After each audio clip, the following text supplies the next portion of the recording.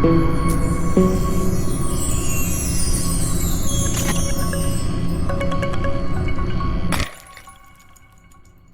and welcome to the Computer Vision class. I'm Irfan Isa, and I'm a professor here in the School of Interactive Computing at the College of Computing in Georgia Tech. This is a class on computer vision. It's aimed at covering the foundational aspects, how to analyze images and to extract content from images. That is, how can we build a computer or a machine that can see and interpret an image. First, what do I mean by foundational? I mean that we're going to cover the mathematical and computational methods to provide you with core concepts of how can a computer be built to interpret images. Now notice I'm using the word interpret. In computer vision, we're interested in extracting information, knowledge from an image, meaning we want to go beyond processing an image to really knowing what is inside the image, what's the content of the image. So we will learn the math and the basic concepts how to compute with an image and extract information from it. So this class will have lectures. Of course, what is a class without a lecture? All of the video lectures are by my friend and colleague, Aaron Bovick. I know I'm biased, but I have known Aaron for a long time, and I can tell you he's a great lecturer. He actually and seriously thinks he's funny, but I guess I will let you be the judge of that. I've known Aaron for over 20 years now, and we've both worked together. I started at MIT, and I learned computer vision early days at MIT also. And then we were both here at Georgia Tech for a while, until he decided recently to become Dean of Engineering at the Washington University in St. Louis. So bidding him farewell, and since I really do love this material and computer vision, I've decided to take over this class from now on. So the video lectures are still going to be by Aaron, but I will now manage an able team of TAs and course developers over the term and will work with them to provide additional material like the assignments and exams for this term. I will also be the one you will hear from on various communication channels for this class. So now back quickly to a bit more about computer vision. Computer vision is really about analyzing images and videos to extract knowledge from them. Mostly these images are of real scenes, like that of a street image with cars and such, where an autonomous vehicle has to navigate through. Or it could be other types of images, like that of an X-ray inside a human head, and we need to do image analysis to be able to extract things of interest to medical applications. So essentially the goal is image and video understanding, which means labeling interesting things in an image and also tracking them as they move. In this class, you will learn about the foundations of how to build systems that can do this kind of image understanding. In addition to math and the foundational theoretical context, you will also learn by doing a series of assignments to give you real hands-on experience with computer vision. I look forward to seeing all of you online and engage with you as you learn this exciting. As some of you know, I also teach the computational photography class. One question always comes up: what is the difference between these two classes and the material covered in it? There is indeed some overlap between the classes, especially in the initial few modules where we learn about computing with images and extracting information from images. Computational photography is really about capturing light from a scene to record a scene into a photograph or such other related novel artifact that showcases the scene. Image analysis is done to support the capture and display of a scene in novel ways. Some of it's actually about building newer forms of cameras and softwares to facilitate that process. Computer vision is really about interpreting an analysis of the scene. That is, what is the content of the image or the scene, who is in there, what is in the image, and what is happening. Needless to say, there is overlap and one can benefit from the other. I also enjoy both of them, and I do work in research and education in both these topics because they're about building intelligent systems and about actually processing and analyzing images and photographs.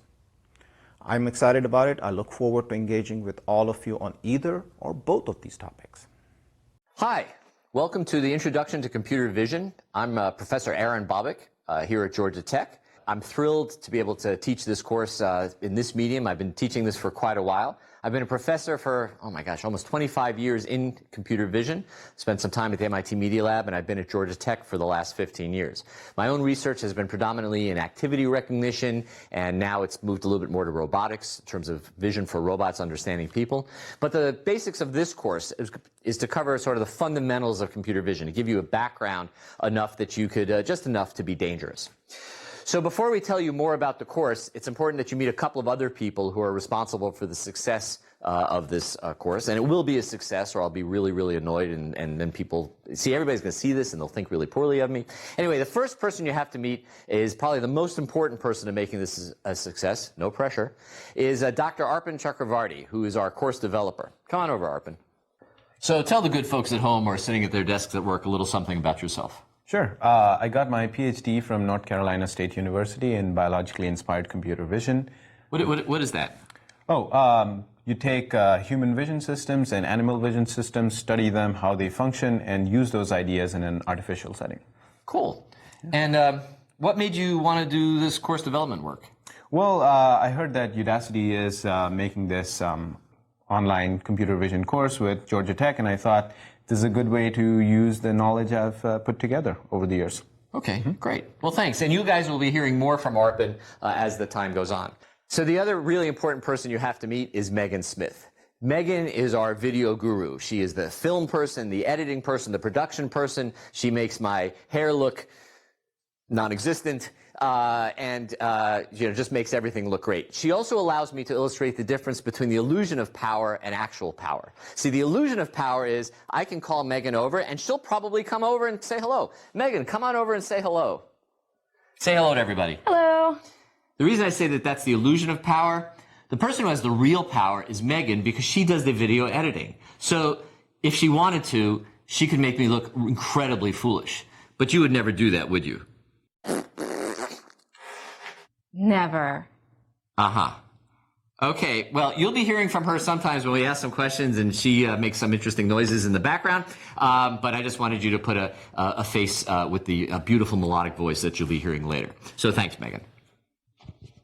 All right, so that's the crew, and I think this is going to be a good time. I mean, it's maybe that's a little bit much. I think you'll enjoy the class. There is a lot to be learned. We can't actually cover all of computer vision, but we can sort of go over a whole bunch of the fundamentals, and I think you'll learn a lot if you actually do the work. And it is a bunch of work. I don't want to pretend otherwise, but if you do it, I think you'll come away with the ability to do things that you couldn't do before. All right, so let's begin our trip down computer vision lane here. So the first question you might ask is, what is computer vision? What is computer vision? See, I told you were going to hear from Megan. Well, there's a couple of ways of thinking about it. I like this slide that I borrowed from Steve Seitz, where he talks about every picture tells a story. And one way of thinking about computer vision is the goal of computer vision is to interpret images. That is, say something about what's present in the scene or what's actually going on. So what we're doing is we're going to take images in, and what's going to come out is something that has some meaning to it. That is, we're going to create some sort of interpretation, some sort of an understanding of what that image is representative of. This is different. Many of you may have some exposure to image processing, which is the manipulation of images. That's images in and images out. And we'll talk a little bit about that because you use image processing for computer vision. But fundamentally, computer vision is about understanding something that's in the image. So as a thought experiment, and actually as one of these ARPAN quizzes, that's what we're going to call these things, ARPAN quizzes. Here's the scene. So I want you to just take a look at that scene, and then you can stare at it as long as you want.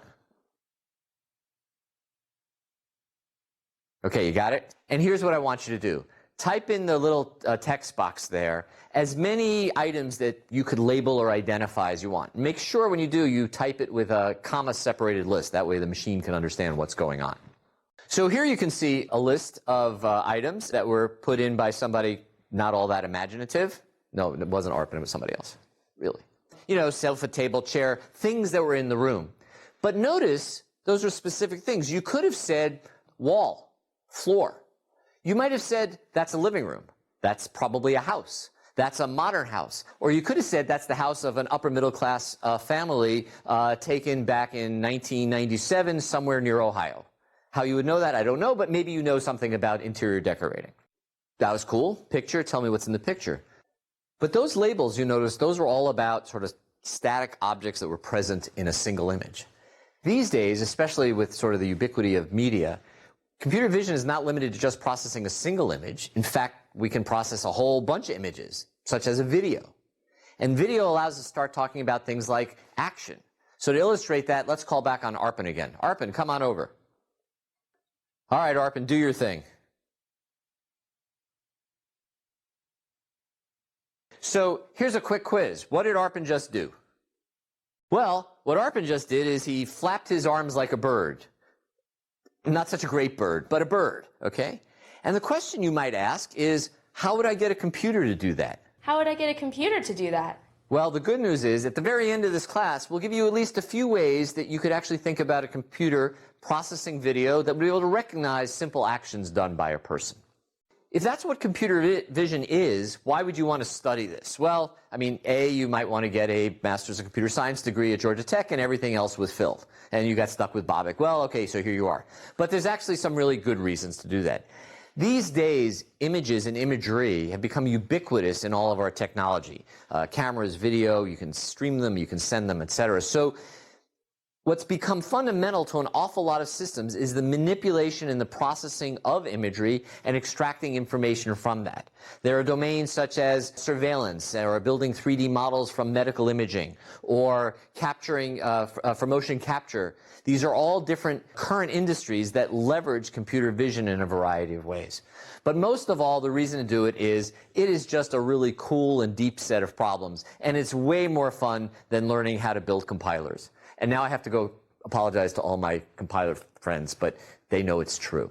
Interesting question is sort of, what is the state of the art in computer vision now? What are things that are people doing with computer vision? How might that compare a little bit to the way humans do vision? Here's a simple example of stuff that, in fact, used to be sort of considered to be difficult, but is actually now pretty standard. So let's talk about simple optical character recognition. So here's an example from some license plate readers. And license plates are somewhat easier because there's a fixed font.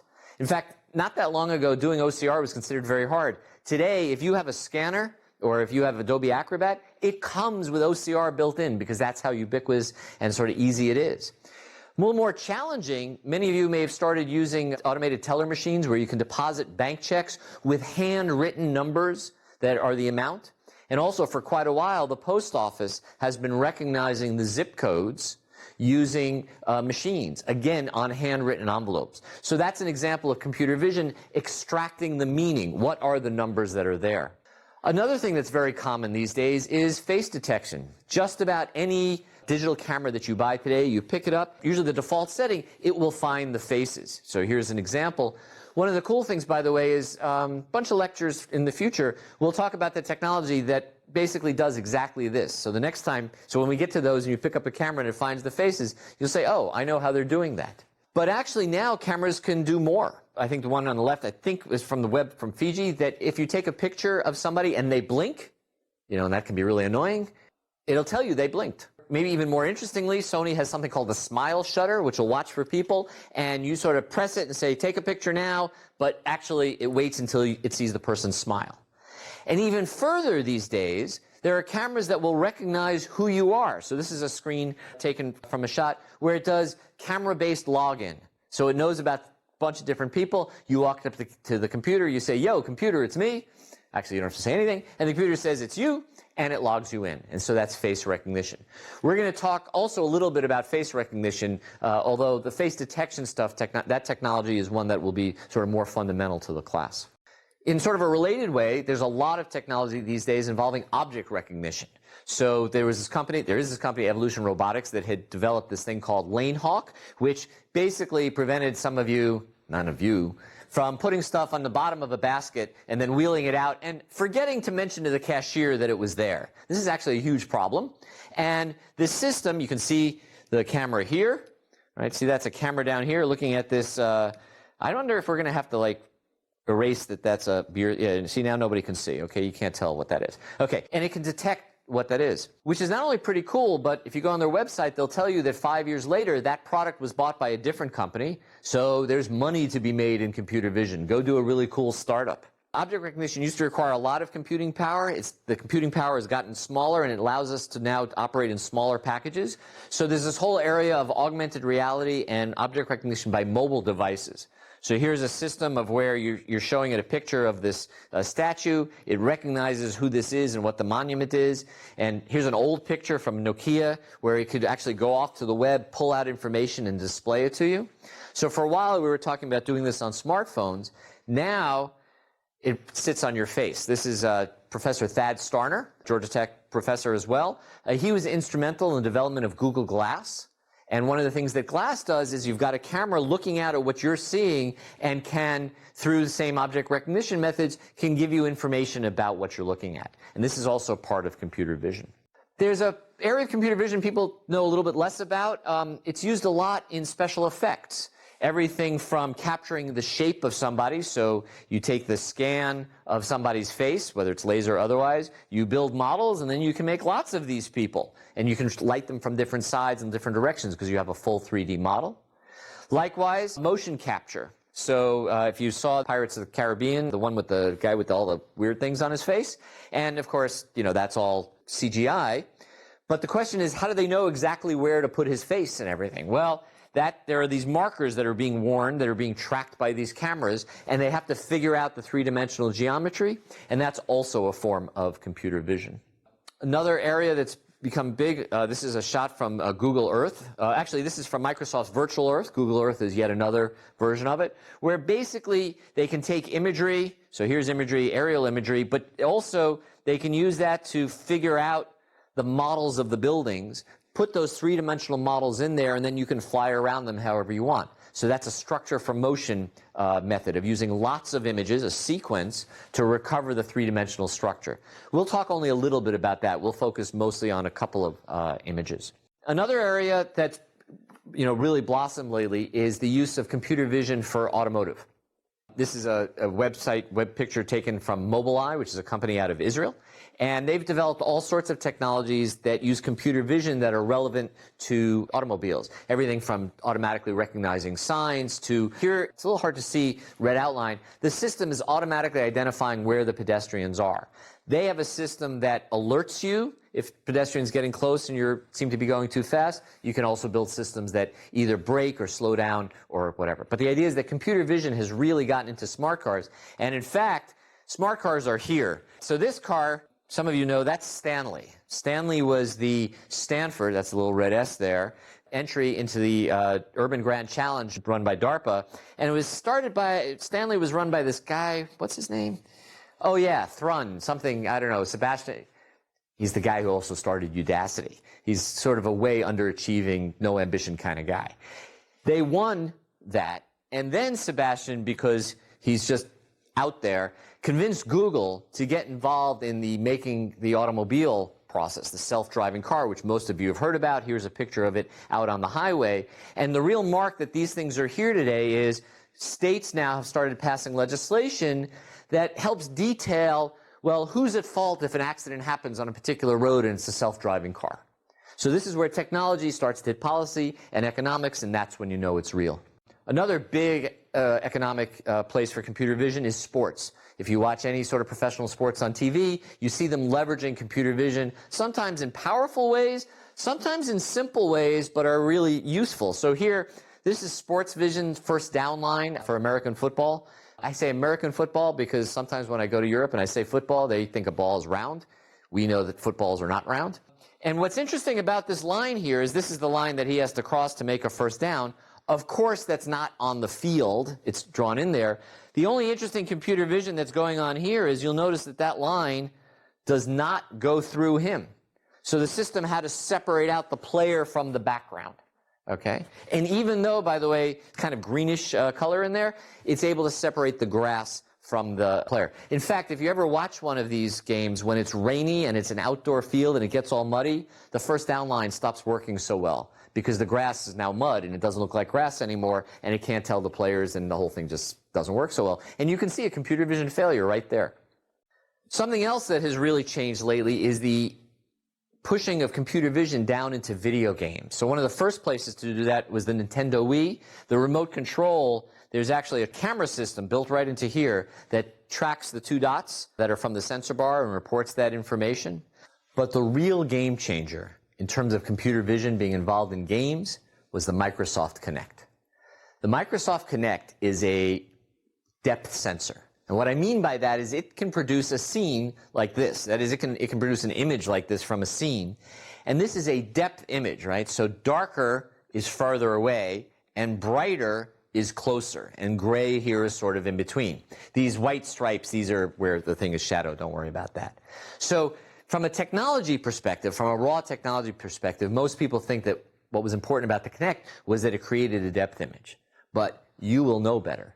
No. The important thing about a Kinect is that it can produce skeletal descriptions. Using a combination of machine learning techniques applied to computer vision, the folks at Microsoft, this came out of Microsoft Cambridge in the UK, were able to recover the skeleton geometry of people from the depth image. And by the way, they do it instantaneously. Every frame, they do it differently. They don't even track it. They just do it one frame at a time. It's that robust. Right? And because they could get the skeleton information, you could build really cool user interfaces. So you could, do driving games and go like this to steer your car. Now, personally, I would get tired of that after a little while, but, if you're prepubescent, maybe this is a lot of fun. Much more interesting, of course, is playing with robots.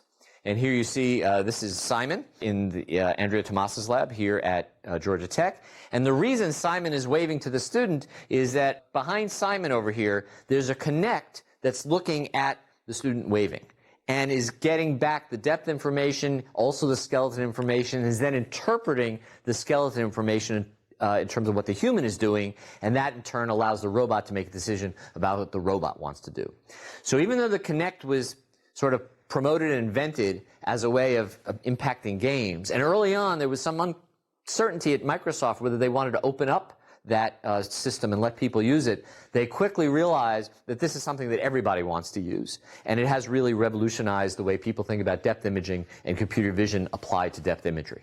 Finally, 2 more. Surveillance is a huge issue.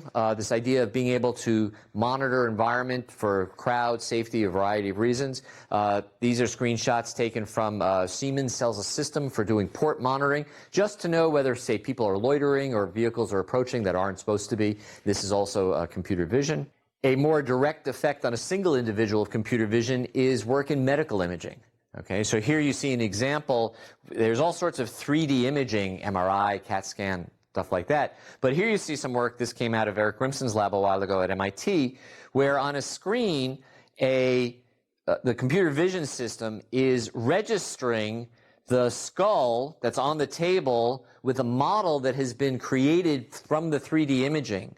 So when the surgeon looks at this monitor, he sees the real person, and by the way, if there were a scalpel here, he'd see the hand with the scalpel, or a drill, or whatever you're using to make a hole in a person's head, and where the various structures are underneath that you wanted to see. And that's also computer vision. Look, this is just a quick taste of the state of the art. Hopefully it inspires you. One of the things I want you to realize is that almost everything that I showed you here is less than 10 years old, and in fact, many of them are less than 5 years old. So the field is rapidly changing, and there's a tremendous amount of opportunity in computer vision right now. So this is exactly the right time for you to take this class so that you can invent some cool technology, make $3 gazillion, and send a very large donation to the people who made it possible. Quick, put on your entrepreneur cap. Think of a situation, maybe from your own day-to-day life, where computer vision could be applied that maybe isn't quite yet. Obviously, there's no particularly right or wrong answer. With computing having gotten so small and powerful, and cameras being so easy to produce and cheap, you can start doing computer vision all sorts of places. Look, you opened your eyes sometime, when you were really, really small, kind of fuzzy for a while, but after a while, you just saw. So you might wonder, why is this hard? Let me give you a couple of examples. So here we have what you think of as a simple scene, and this was generated by Ted Adelson up at MIT. All right, and you see on this screen, we've got this checkerboard here, and we've got this cylinder casting a shadow. All right, and there are light and dark squares. And you see these 2 squares, the A square and the B square. Which of those two squares do you think is actually darker? Okay. Well, if you're like me, you say, well, duh, it's the A square. Okay, that's A is dark and B is light. Maybe not so fast. All right. So here I have a gray bar, and this gray bar is the same intensity all the way down. And through the magic of PowerPoint, we're going to slide that gray bar over, and now we have a problem. There's no edge here, there's no edge there. And that's a constant gray bar, right? That means squares A and B are actually the same color on this screen. Really. In fact, if I put two of those bars there, you start to be able to see it. In fact, let me go back and forth there. You see that? When there's only one bar, your brain just wants you to believe that that's a checkerboard and that it's the cast shadow and that that's the light square. If you actually took a photometer and you measured, you would see that there are as many photons coming off of this region as off of that region. But the photometer doesn't have your brain. It doesn't understand, no, that's actually a light square in a cast shadow. All right? This is why computer vision is hard. So in that example, the thing to realize is those two squares that have the same measurement of intensity, right? So seeing is not the same thing as just measuring image properties. In fact, seeing is called, we refer to it as building a percept, build up a description in your head of what's actually going on there based upon what's in the measurements. That can be illustrated in a couple of ways. Here's one. So this is a very, very old stereoscope. This is a slide borrowed from Michael Black. And we'll talk about this in detail when we do stereo. And the stereoscope here is designed so that one image goes to one eye and the other image goes to the other eye. So here they are. And if you take a look at those two images, this is the left image and this is the right image. Left, right, left, right.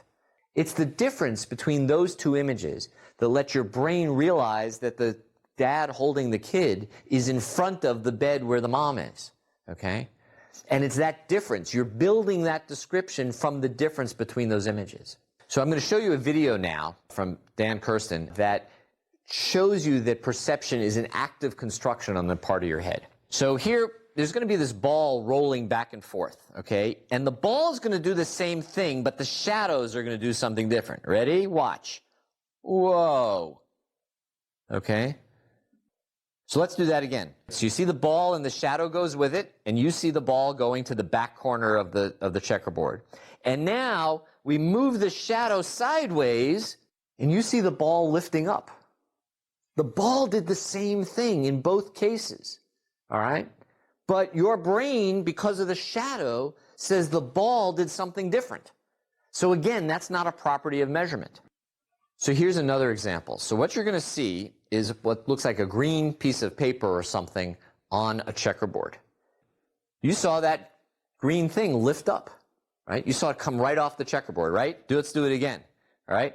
Here we go. It comes up off the checkerboard, right? Just look at the top left-hand corner of that green thing, and you will see that absolutely nothing moves. None of the green pixels move at all. The only thing that moves are those darkish pixels, which your brain says is a cast shadow. So that means your brain had to pretend there was some illuminant up in the sky over here making these shadows, and the only explanation is that the green thing came up off the checkerboard. So it's another example of your brain doing this construction. So the previous examples that I was showing you are in some sense the human system doing something wrong, right? The ball didn't actually change what it did. But actually what happened there is that there's ambiguity as to what the ball is doing, and your brain is creating the story. It is making the description. And the difference between straight image processing and computer vision is building that description. And we're going to show you some of the methods that you would use to help do that construction. So let me give you a little bit of a course overview. To do that, let me explain sort of how the course is thought of, at least by me, and Arpan thought this was really good, and Arpan's really smart, so if he thought this was really good, maybe it's good. You can think of computer vision as being a relationship between sort of three ways of thinking about what goes on. At the top of the triangle is the computational model. Often that's the math. And I'll use an example from stereo. So here we're showing you sort of the mathematics, geometry behind, if you have multiple views looking at a point out there, how you could reason about it and how what the math would be behind trying to find its actual depth, right? The idea, you know, here's the center of one camera, center of another camera, here's some point possibly here, here, here, and by matching, we're going to be able to figure out what the depth is. Once we have the math, we can develop an algorithm. So here's an example of doing stereo by what's called just correlating two patches along an epipolar line. Don't worry, you're going to learn what these things are. And computing, say, the sum of square differences, just how well they match, and you would measure that. And the point at the minimum, that's what this bottom point here is, that would be the right match. And by knowing that match, I would know what the depth is. So that's the algorithm. And in the algorithm, when we describe it to you in class or in lecture, the algorithm always works. But of course, the last point of the triangle are real images. And when you apply these algorithms to real images, you're going to find that, oh, you know, Professor Bobick, he just lied. Okay? In particular, what you're going to find is that to make these things work requires some reasonable amount of experimentation. So we'll give you images. In stereo, actually, we'll give you some scenes for which there exists ground truth. That is, you actually know what the right answer is, and the question will be, how close is your result to the right answer? The answer is going to be not really close. Because you're going to be implementing a relatively straightforward stereo algorithm. And the reason there are more complicated stereo algorithms out there is because the straightforward one doesn't handle all the little issues that show up in real image. This triangle of three ways of thinking about computer vision, computational models, algorithms, and real imagery, that's really, that triangle is how the course is structured. What we'll do is we'll develop the theory, which will explain to you why it's possible to compute these things, and then we'll show some algorithms that implement that theory by making certain assumptions or certain ways of going about handling the images. And then you'll actually apply them to real images which have all of their own mysterious properties. That's going to be, we'll talk more about in a minute about the problem sets. The idea of the problem sets is to get you to understand sort of the interplay between the theory, the algorithm, and the images. The course itself is structured in these sort of 10 overall units. Don't worry, they're not all as equally long and pedantic as this introduction. We'll start off early by doing some image processing because you have to manipulate images to do a variety of types of interaction with them later. And we actually have a problem set early on there that goes from image processing to getting some basic structure. Then we'll talk about the geometry of cameras and camera models and what happens when you have multiple views and how you can relate them to each other. We'll get down in the image and talk about features, computing something about one image and figuring out where in the other image those same points occur. Because once you can do that, there's a lot you can do in terms of thinking about either transforming images or computing geometry between them. We'll spend just a little bit of time talking about how images get formed in the first place, what we call lightness and brightness. How does light interact with material and then come to your imaging sensor in order to make a picture? We'll spend a bit of time talking about motion. Remember, we talked about not just static images, but we can actually have sequences of images. So the question of how things are moving can be looked at. And these are sort of separated into motion in the image, and that is sort of how the pixels change, and then tracking the object. And we'll focus a bit on tracking as well. Then we'll get to something which we're going to do just a little bit of classification and recognition. And some of you may be saying, oh, that's disappointing. No, it's not disappointing, okay? A lot of classification and recognition is deeply steeped in machine learning. So what we'll do is we'll do some of it here, sort of some basic pattern recognition, and then computer vision applied to recognition. And then if you want to do more in the recognition universe, you'll have to learn some machine learning as well. The course concludes with just some extra stuff that is just useful to know if you're actually going to do computer vision work. And then finally, because I can't help myself, and neither can Arpan because he has true inspiration from biological systems, we'll talk a little bit about how the human vision system works. As I mentioned, the core of the doing of this class are the problem sets. It says 8. The first one is a very simple thing just to make sure that you can get your images in, do some basic manipulation of the pixels, and submit them. It's a way of making sure the mechanics of everything are working for you.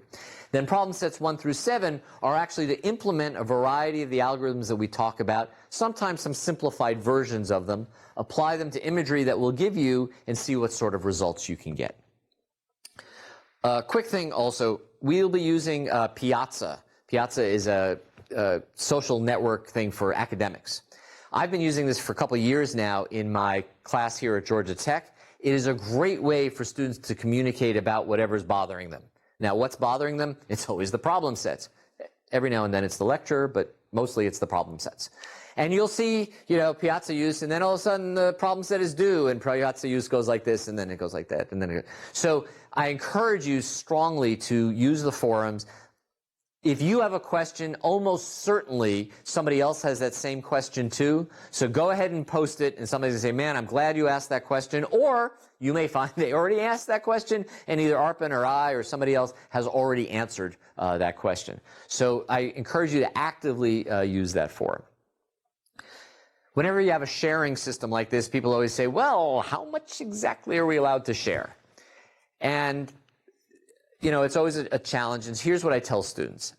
Full blackboard or whiteboard collaboration is fine. So if you guys want to stand or talk to each other in front of a whiteboard and sketch out how the code works and what you had to do and how you had to change the parameters, that's great.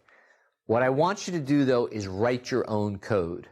So if you are posting an answer to Piazza, don't post big chunks of code because it's just going to be too tempting for somebody to just take that. Post sort of what you had to do, but I'm asking, if you don't write your own code, you won't understand why it is that certain things make things happen. I every now and then get a complaint from people, why is it that we're implementing things that just exist in libraries? And the real answer is, so when it doesn't work, you'll know why. Because guess what? It often won't work in the library either, or won't work as well, and then you have no understanding of what goes on. So yes, some of what you'll do will say you're not allowed to use MATLAB function A, B, or C. We'll talk about MATLAB in a minute. And it's not just because it's good for your health, right? It's not just like eating spinach. It actually is important for you to develop some understanding as to how these algorithms work.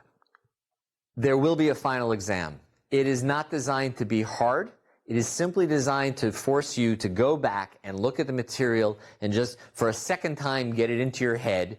And it also allows us to ask some questions about stuff that didn't show up on the problem sets. Normally when I give the exam here, it's a 3-hour slot and it takes people an hour. But it just basically covers the base material. The grading, current rubric is that 85% of the grade is based upon the problem sets, and which means 15% of the grade is based upon the final, and the other 10% of the grade is based upon how I feel. All right, so the last thing we have to talk about are the logistics of how you actually do the work. And essentially, there's going to be 2 places that you're going to be doing the doing. Well, 3. First, there are these ARPAN quizzes where you just have to click on the dots or fill in the things, and usually those are just going to be making sure that you're not asleep while watching the videos.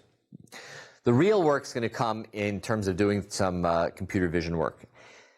First, whenever we introduce certain image processing or computer vision types of new algorithms or methods, as often as we can, we'll produce some embedded programming exercises, which you can actually use while you're doing the videos and work within them. And in particular, there may be a function that MATLAB already implements, and so you will play with the function in the embedded system that you can just use, so you might come to understand the different, say, the effect of the parameters. But then when we get to the problem sets, you'll actually be writing some of these functions for your own. So let's talk about your own software environments. Most of the examples that I will describe and talk about come from using MATLAB. I use MATLAB normally when I teach here. I use the base MATLAB plus what's called the image processing toolbox. By the way, there is a computer vision toolbox also for MATLAB. I don't make use of that in this course. It has some of the more advanced things. For what we do, we just need MATLAB and the image processing toolbox. By the way, for any of you that are actual students with a student ID or academic affiliation, there is a student version of MATLAB, which costs less than most computer vision textbooks. If you go to a company and you have to buy MATLAB, it is a relatively significant piece of software to acquire. The fact that you as a student can get MATLAB as at a student discount, and by the way, the license never expires, you just get to use it, I highly recommend you go out and do that. And no, MathWorks has not paid me anything to say that. Really, honestly, I wouldn't kid you. But if you don't want to do that, there is an open source version of something called Octave. And Octave is a open source sort of equivalent of MATLAB. And there's also image processing toolbox equivalent available for Octave. Arpan will give you a little more detail about exactly how to get that and in order to get that installed. But that's the examples that's the sort of system that I'll be using as example. For some of you, you might rather do this using Python and OpenCV. OpenCV is something that originally came out of Intel, took a winding path through Willow Garage for a while, is now part of, I think, the open source robotics, something. It's moved into a not-for-profit that's sustaining it. OpenCV has really enabled people to do a lot of image manipulation stuff in a robust way from either Python or C++. When we give out the problem sets, if there's something special that you need to know about how to do it in Python/OpenCV versus MATLAB, we'll describe both of them. And you can use either one of those programming environments. MATLAB tends to make things a little easier, things like plotting and clicking on images and seeing what's going on. Python and OpenCV is a little more connected to what you might actually have to do out there in the job world to actually produce computer vision code. If you choose to use MATLAB for this course, you will need base MATLAB along with the image processing toolbox. Head over to the MathWorks website and look for the latest release. Click Buy Online to see pricing options. We recommend getting a student edition. You can either choose the MATLAB and Simulink Student Suite, which includes the image processing toolbox, or you can choose the base MATLAB version and the image processing toolbox separately. Note that you may need MATLAB or specific toolboxes for other courses, so choose wisely. Your institution may also have a volume licensing agreement with MathWorks, so find that out before you download it for yourself. Once you have MATLAB installed, try out a few simple commands. The command window is connected to an interpreter. This is where you will spend most of your time. You can type in arithmetic expressions that are evaluated on the spot. You can also create variables. Note how it printed out the value of the variable here. If you want to suppress that, use a semicolon at the end. You can also create vectors and matrices and run operations on them. You might have noticed this workspace being updated. It lists all the variables currently in memory and a value assigned to them. There is also a file browser that lists the files in the current folder. MATLAB has built-in functionality to read images. We will use the imread command. Note that you can use tab completion to make your life easier. Tab completion also works with file names in the current directory. You can display an image using imshow. The image processing toolbox contains several useful commands for working with images. One of these is RGB to gray. It converts a red, green, blue colored image into a grayscale or monochrome image. The MATLAB website provides great resources to help you get started, including code examples, webinars, and extensive documentation. Octave is a free and open source language for numerical and scientific computing. It is mostly syntax and feature compatible with MATLAB. You can download it from the GNU Octave website. Follow the instructions for your corresponding system. Linux is probably the easiest, and Windows is a bit of a pain. I'm on an OS X machine here. There is a binary installer for OS X, but I've had problems with it later on when trying to install packages. So I prefer the homebrew route. If you don't have homebrew set up already, first install Xcode. Then open up a terminal and use the Xcode select command to install command line tools. Now you can install Homebrew. You will also need a LaTeX distribution like MacTeX. This may take a while to download. Once you have Xcode, its command line tools, Homebrew, and MacTeX installed, continue with the instructions on the wiki. Once you have Octave installed and it's in your path, you should be able to run it by simply typing Octave. This is the Octave interpreter, similar to the MATLAB command window. You can type arithmetic expressions, create variables, and even work with vectors and matrices. To suppress the result of an expression showing up in the output, use a semicolon at the end. You can type exit to come out of the interpreter. You can also run Octave in GUI mode. Note that this might still be an experimental feature and tends to break very easily. You can carry out the same operations here as the console version. In addition, you have a workspace which lists the variables currently in memory, and a file browser showing contents of the current directory. As in MATLAB, you can read images using the imread command and display them using imshow. The base installation of Octave does not include any additional packages. To install a package, we need to use the pkg install command. The -forge option pulls packages from the online Octave Forge repository. Octave Forge contains an extensive collection of packages. We are interested in the image package. Notice that this package has some dependencies. We can install the image package along with all its dependencies, namely general, control, and signal, in a single command. Once installed, they should show up in the list of packages. Now you can load the image package by typing pkg load image, and then use functions from it like RGB to gray. It converts a color RGB image into a grayscale or monochrome image. For more information on the image package, check out its Octave Forge page. There is an extensive function reference that you will need to use frequently. The Octave Wiki is very useful as well. It has installation instructions for a number of platforms, as well as tutorials and examples to help you get started. Play around with these to become more familiar with the Octave environment. To help inform us a little bit, what do you expect to learn from this course? Put it in the text box here. We'll collect them all. And as we go through them, it'll help inform just a little bit in terms of how we think about the answers to the questions and the discussions that we have on the forum. All right, so look, that ends the motivation and sort of what computer vision is and why you might do it and how we're going to do it in this class. Arpan, you have anything else you want to add? Yeah, I just hope that you're excited about the course by now. To make sure that you don't listen to the entire course like a podcast, I'm going to step in with some annoying little quizzes. Annoying, huh? Yes. Oh, okay. They will find out. Okay. Arpan's been practicing all his life about how to be annoying. That's what his mother told me. So I think he's got it down. But anyway, it's time to get started.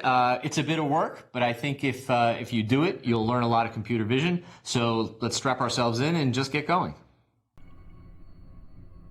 All right. Well, welcome to Computer Vision. Hopefully from the introduction you feel inspired to charge through here. And what we're going to do is we're going to start off easy and frankly we'll get kind of hard towards the end, which is okay because by the time you get there you'll be ready to do that. So today we're going to talk about images. Now most of you think about images as something you see on a screen, or if you're old school like me, something that's actually printed in a magazine. It's something you can look at. So here's an image of an old, and I think now expired comedian who's therefore cannot sue me. That's Phyllis Diller, by the way, in case you remember. And by the way, we're going to start with black and white because black and white just makes everything easier because it's just a single channel. We'll do color on and off, but pretty much everything that we do for black and white, you do for color, holds for black and white, and it's just easier. So when I show this to you, you actually think of it as a picture, something to look at. But what it actually is a function. In fact, we can just call it a function of I of xy, all right, where the I has something to do with the image intensity. So if I think of this as a function, then I can just plot this as a surface. And in MATLAB, it makes this incredibly easy. And if I did, it would look something like this, okay? Now, this is the exact same function. But instead of showing you as a picture, sort of straight on, and by the way MATLAB does it's really cool, the higher the thing is, it also makes it brighter so you can see. So if you take a look at like the checker pattern on that awful shirt she was wearing, right? So the bright spots are here and the dark spots are down there, okay? That function is the same function as the image that I was showing you before. Computer vision, and especially image processing, and we'll be talking mostly about the image processing side of computer vision today in the next few, are about taking these functions and computing something from them. Often, we're just going to compute another image-like function, so images in, images out. and sometimes we'll be getting some sorts of information. So here's a very simple example. Suppose I took that previous function and I just smoothed it. All right, so now you see I have the same surface I had before, but it's now, it blends smoother, and the peaks and the valleys of that shirt are much smoother. They're not as steep as they were before, okay? So that's the function. Now, of course, I can show that to you as an image again. What's that going to look like? Well, you probably figured this out because you're all so smart. It's just going to be a blurry version of that image, okay? And I'm showing it here side by side with the blurred function, the smooth function, right? Because there is this direct analogy between what we call blurring in the image and smoothing of that function. It's exactly the same thing. So here's a quiz. All right, so an image can be thought of as a two-dimensional array of numbers ranging from some minimum to some maximum. B, a function I of x and y. C, something generated by a camera. And D, all of the above. Okay, so probably pretty obvious it's all of the above. Now I'm going to tell you most Georgia Tech tests are a little bit harder than that, okay? But it's just to get you to pay attention. So let's talk a little bit more about images as functions, all right? So we can think of an image as a function, f, sometimes we'll say f, sometimes we'll say I, that maps, from r squared to r. That is, it goes from an xy to some pure intensity or value at that position xy. But we're not going to have sort of arbitrary functions. We're going to limit them in certain ways. For us, an image is going to be defined to be over some bound. So x ranges from a to b, and y ranges from c to d, and the intensity ranges from some min to some max. Now, raise your hands out there if you think that image values go from 0 to 255. Come on, be honest. You're raising your hands, okay? That is a pure accident. 0 to 1 probably would have made a lot more sense. 0 be black, white be white. 1 be white. Where did the 255? Well, you computer nerds, we all know. Well, there were 8 bits in a byte, right? So if they're all on, they're all ones, we'll call that 255. There is nothing special about 255, okay? And in fact, later we're going to even have to have images that can have negatives in them. So the thing that you just have to remember is we're going to allow our images to go from some min to some max. The min will be sort of the blackest black. The max will be the whitest white if we're actually thinking of them as intensities. But later, if we think of them as just pure functions, like image derivatives, they're just going to take on some real value. By the way, we can do color images the same way. Now, instead of having one function that maps x, y to an intensity, we just have 3 functions, often called R, G, and B, sometimes called L, U, and V. We're going to talk about that way later. All right? But basically, you can think of this as what we call a vector-valued function. So every pixel, the function is a vector of 3 numbers. Like I said, most of the time we'll be sticking to gray-level images. Now, how is this a function? Well, you can think of an image as a collection of light intensities at different locations. For instance, this area on the shirt is pretty bright. Here, this shadow is dark, and this grass somewhere in between. Now, how would you identify these different locations? Note that these locations are laid out in a 2-dimensional space. We can characterize it using, say, an x-axis, which is the horizontal dimension, and a y-axis, which is the vertical dimension. Any location on the image can thus be specified using an x-axis value and a y-axis value. Notice that this x-axis value can be any real number. Similarly for y. Now the image intensity at the location x, y can be written as f of x, y. And that's how you can think of an image as a function. Now what about the intensity values in the image? If we assume that they are real numbers, then we can say that f is a mapping from r cross r, or r square, to r. Now this definition seems to indicate that images are infinitely large. But practically speaking, images have a finite size. They have a certain width and a certain height. Assuming that our coordinate origin is here, we can define numerical bounds for the image. For instance, 10 to 210 on the x-axis and say 15 to 165 along the y-axis. We also know that image intensity values have a finite range. Say in this image, they range from 0 through 10. Given these finite ranges, how would you define this image as a function?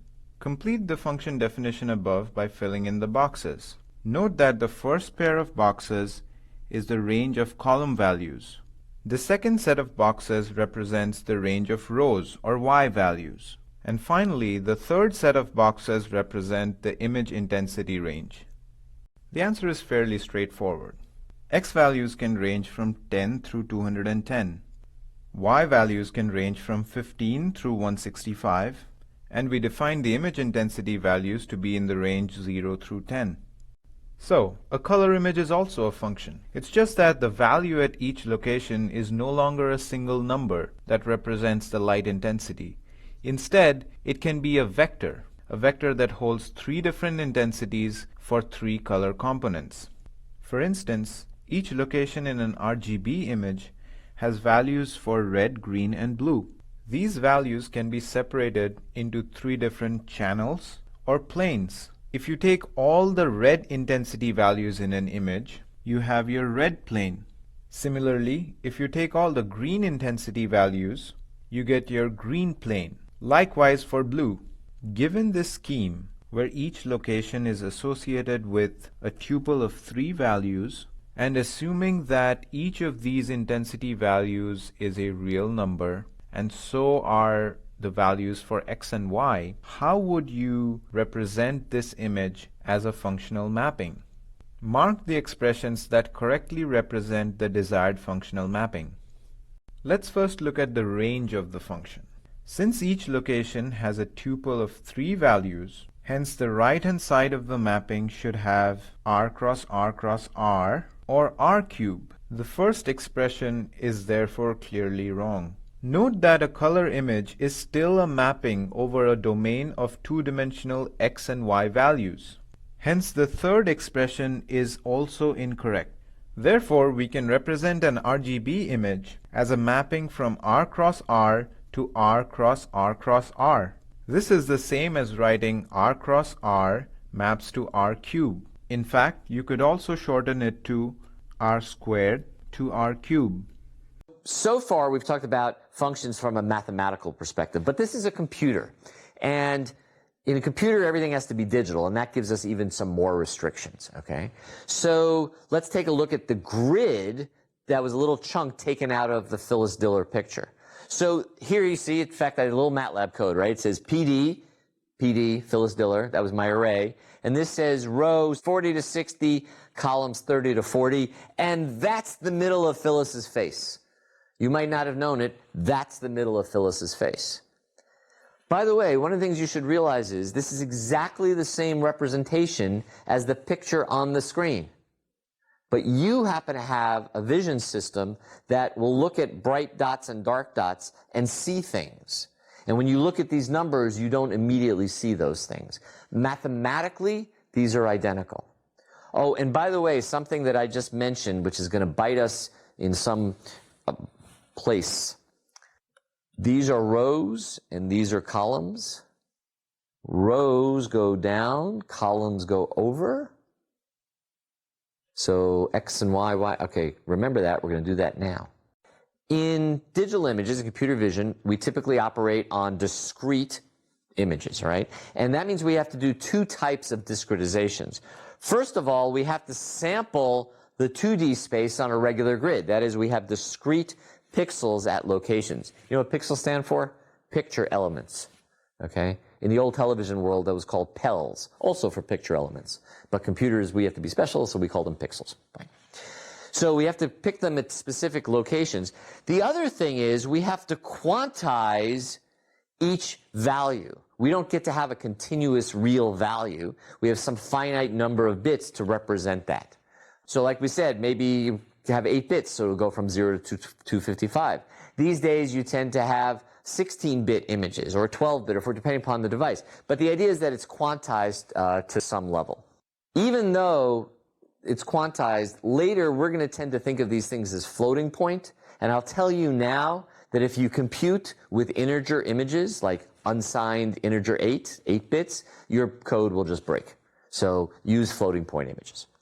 So in general, especially in MATLAB, which we'll be doing a lot of, images are represented as a matrix of values, typically integer values to start with as an image. So here's Phyllis, looking as delightful as ever. And we index our matrices by, again, I and j, row and column, sometimes x going over this way and y going that way. If I say some pixel ij, it means row I, column j. If I say some pixel at xy, all right, xy, x is horizontal, so I have to go get the column that, so you'll have to swap them.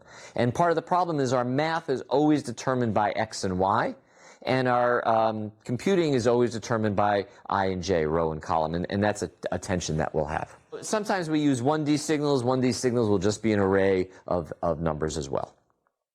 All right. Let's take a moment to talk about image size. Here is an image defined over a two-dimensional space. Since it is a finite image, it must have certain bounds. Let's say the limits along the x-axis are 10 and 330, and similarly along the y-axis, 20 to 278. Can you tell me what is the width and height of the image? How about the area that it occupies? Type in your answers in the boxes provided. That's right. The width is the difference between the two x-axis limits, 330 minus 10 equals 320. Similarly, the height is 258, and the area is simply width times height, and that comes out to 82,560. For digital images, the height is the same as the number of rows, and width is the number of columns. Thus, the area is the total number of picture elements, or pixels.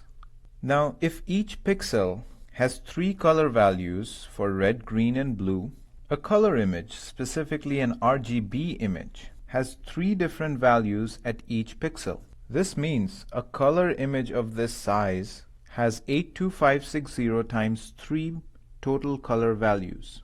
If each color value is represented by 1 byte, then you need as many bytes to represent the entire color image. This should give you a sense of how much memory you need to store an image on a computer and how it depends on the width, height, and number of color channels. Most of you, I hope, will use either MATLAB or Octave for the work in this class. We talked about how you can use also Python and OpenCV, etc. MATLAB, or the open source version of it, Octave, makes it easy. If you're an actual student somewhere, really registered somewhere, there's a student edition of MATLAB. It is less than most textbooks and a great thing for you to purchase. So in MATLAB, images and matrices just work really well. So, here's all it takes to read an image, right? So we've got this function imRead, and we're going to read in, there's a file, peppers.png. And by the way, if you don't put these semicolons in there, MATLAB spits out all the numbers, which is incredibly painful. And then what we're going to do here is, I'm going to take just the green channel. And the green channel can be indexed, because in MATLAB, images have a certain number of rows, a certain number of columns, and you can think of this as the color planes or the layers. So when I say IM of colon, that means all the rows, comma, colon, all the columns, and then 2, that's red, green, blue, so that's green. Now, some of you are screaming, no, Professor Bobak, you messed up. I will certainly mess up in this class, although I will mess up less frequently in this class than in my in-class class. Why? Because Megan hates to see me mess up. That's actually not really true. She likes to put it in there, but anyway. No, unfortunately, I did not mess up. Or fortunately, I don't know. MATLAB indexing starts at 1. In sort of normal computer, 0 would be red, 1 would be green, 2 would be blue. In MATLAB indexing of arrays, it starts with 1. So 1 is red, 2 is green, 3 is blue. That means we all the time have to be subtracting 1 off of indexes in order to be able to multiply them to get into other locations. The computer scientists out there will know exactly what I'm talking about. Just remember that MATLAB is 1-based indexing. So we've got our green channel, which is just a single channel. Well, I can just show that. And if I call IMShow, we'll talk about that in a minute, well, green has just got a single layer, so thinks of it as a grayscale image, and IMShow in this case would just display it. And then you'll notice MATLAB makes it really easy to plot things also. So it says draw a line, and can you see that red line in there? It just drew a line right across there. Ain't MATLAB great? In fact, I can also just call plot. So what this says give me the 256th row, give me all the columns, and then plot it, and you'll just get a plot. By the way, I recommend highly getting used to sort of exploring your images. Plotting the values and being able to see is what's going on, what really should be going on. Since a digital image is sampled at discrete locations in space, it can be written down as a two-dimensional array or matrix of values. Here is an example. Note that this matrix has fractional values, both positive as well as negative. But what if we could only represent a small set of integer values, say between 0 and 5? How would you quantize this matrix so that the result consists of only the integers 0 through 5? Enter the converted values in the corresponding boxes. Assume that we always round down. For example, 1.8 becomes 1. Also, be careful about the limits. Anything less than the lower limit, 0, should be converted to 0, and anything greater than the upper limit, 5, should be converted to 5. To get the quantized matrix, convert each number, always rounding down. Integer values within the given range remain the same. Anything above the upper limit becomes 5. Similarly, anything that is less than 0, in this case minus 1.3, becomes 0, and so on. Note how quantization results in a loss of detail. Extreme values beyond the range are lost as well. Alright, let's try to load and display an image. To load an image, we want to use the imread command. The image will be stored in this variable img. To display it, we want to use the imshow command. Hit test run and scroll down to view the output. A bottlenose dolphin surfing the waves. Alright, what more can we find out about this image? What if we wanted to find out the size of the image? You guessed it, we'll use the size function. That returns the size of the image. To display it, we'll use the disp function. We can also find out the class or data type for the image. Go ahead and type out these commands, run the program, and note down the results. So what was the size of the image? Note that Octave prints out the height first and then the width. What was the class or data type of the image? Type in your answers. Alright, let's find out the size and class. Octave prints out the height of the image first and then the width. Height is 320 and width is 500. On the next line, we see that the class of the image is uint8. If you type these values in correctly, good job. So the height and width turned out to be 320 and 500 respectively. And the class was uint8. Now what does uint8 mean? Some of you may know this already. U stands for unsigned, which means this data type cannot represent negative numbers. Int stands for integer, and 8 refers to 8 bits, or 1 byte. This is sometimes known as the bit depth. It indicates the number of bits allocated to store each intensity value. Let's look at some values from our dolphin image. As before, we load the image with imread, and let's also display the image with imshow. How about we print out the size as well? And let's run this to make sure everything's okay. Alright, dolphin's still there, and the size is still 320 by 500. Let's say we want to find out the image value at a particular location. We specify this location with a row and column number. We learned earlier that an image is a function over the two dimensions. Octave uses a notation similar to a function to access values at a particular location. Let's say we want to find out the value at row 50, column 100. We'll write img, that's our image variable, followed by the row column coordinates in parentheses. And let's display this value. Alright, let's see what we have. So the value at 50, 100 is 208. Similarly, we can find out the values for an entire row. We'll use a similar notation as before, but we'll do something different for the column. Putting a colon tells Octave to return values for all columns. Let's see what the output is. As you can see, Octave dumps values from the entire row, all 500 columns. Obviously, this isn't a useful way to look at values from an entire row. What else can we do? We can plot these values. This makes more sense, doesn't it? You can clearly see the relatively higher values where the white wave is, and then the other values are comparatively low. Can you find out the values from this 3 by 3 slice of the image? Rows 101 to 103, columns 201 through 203. Fill in the values in the corresponding boxes. Alright, to select the desired slice, we specify a range of rows and a range of columns. In this case, the range of rows is 101 through 103, and the range of columns 201 through 203. And let's display these values. So the numbers are 81, 77, 77, 81, 78, and so on. Let's use this method of selecting a range of rows and columns to extract a larger portion from an image. By the way, this is also known as cropping an image. Let's use a different picture this time. Let's see what it looks like.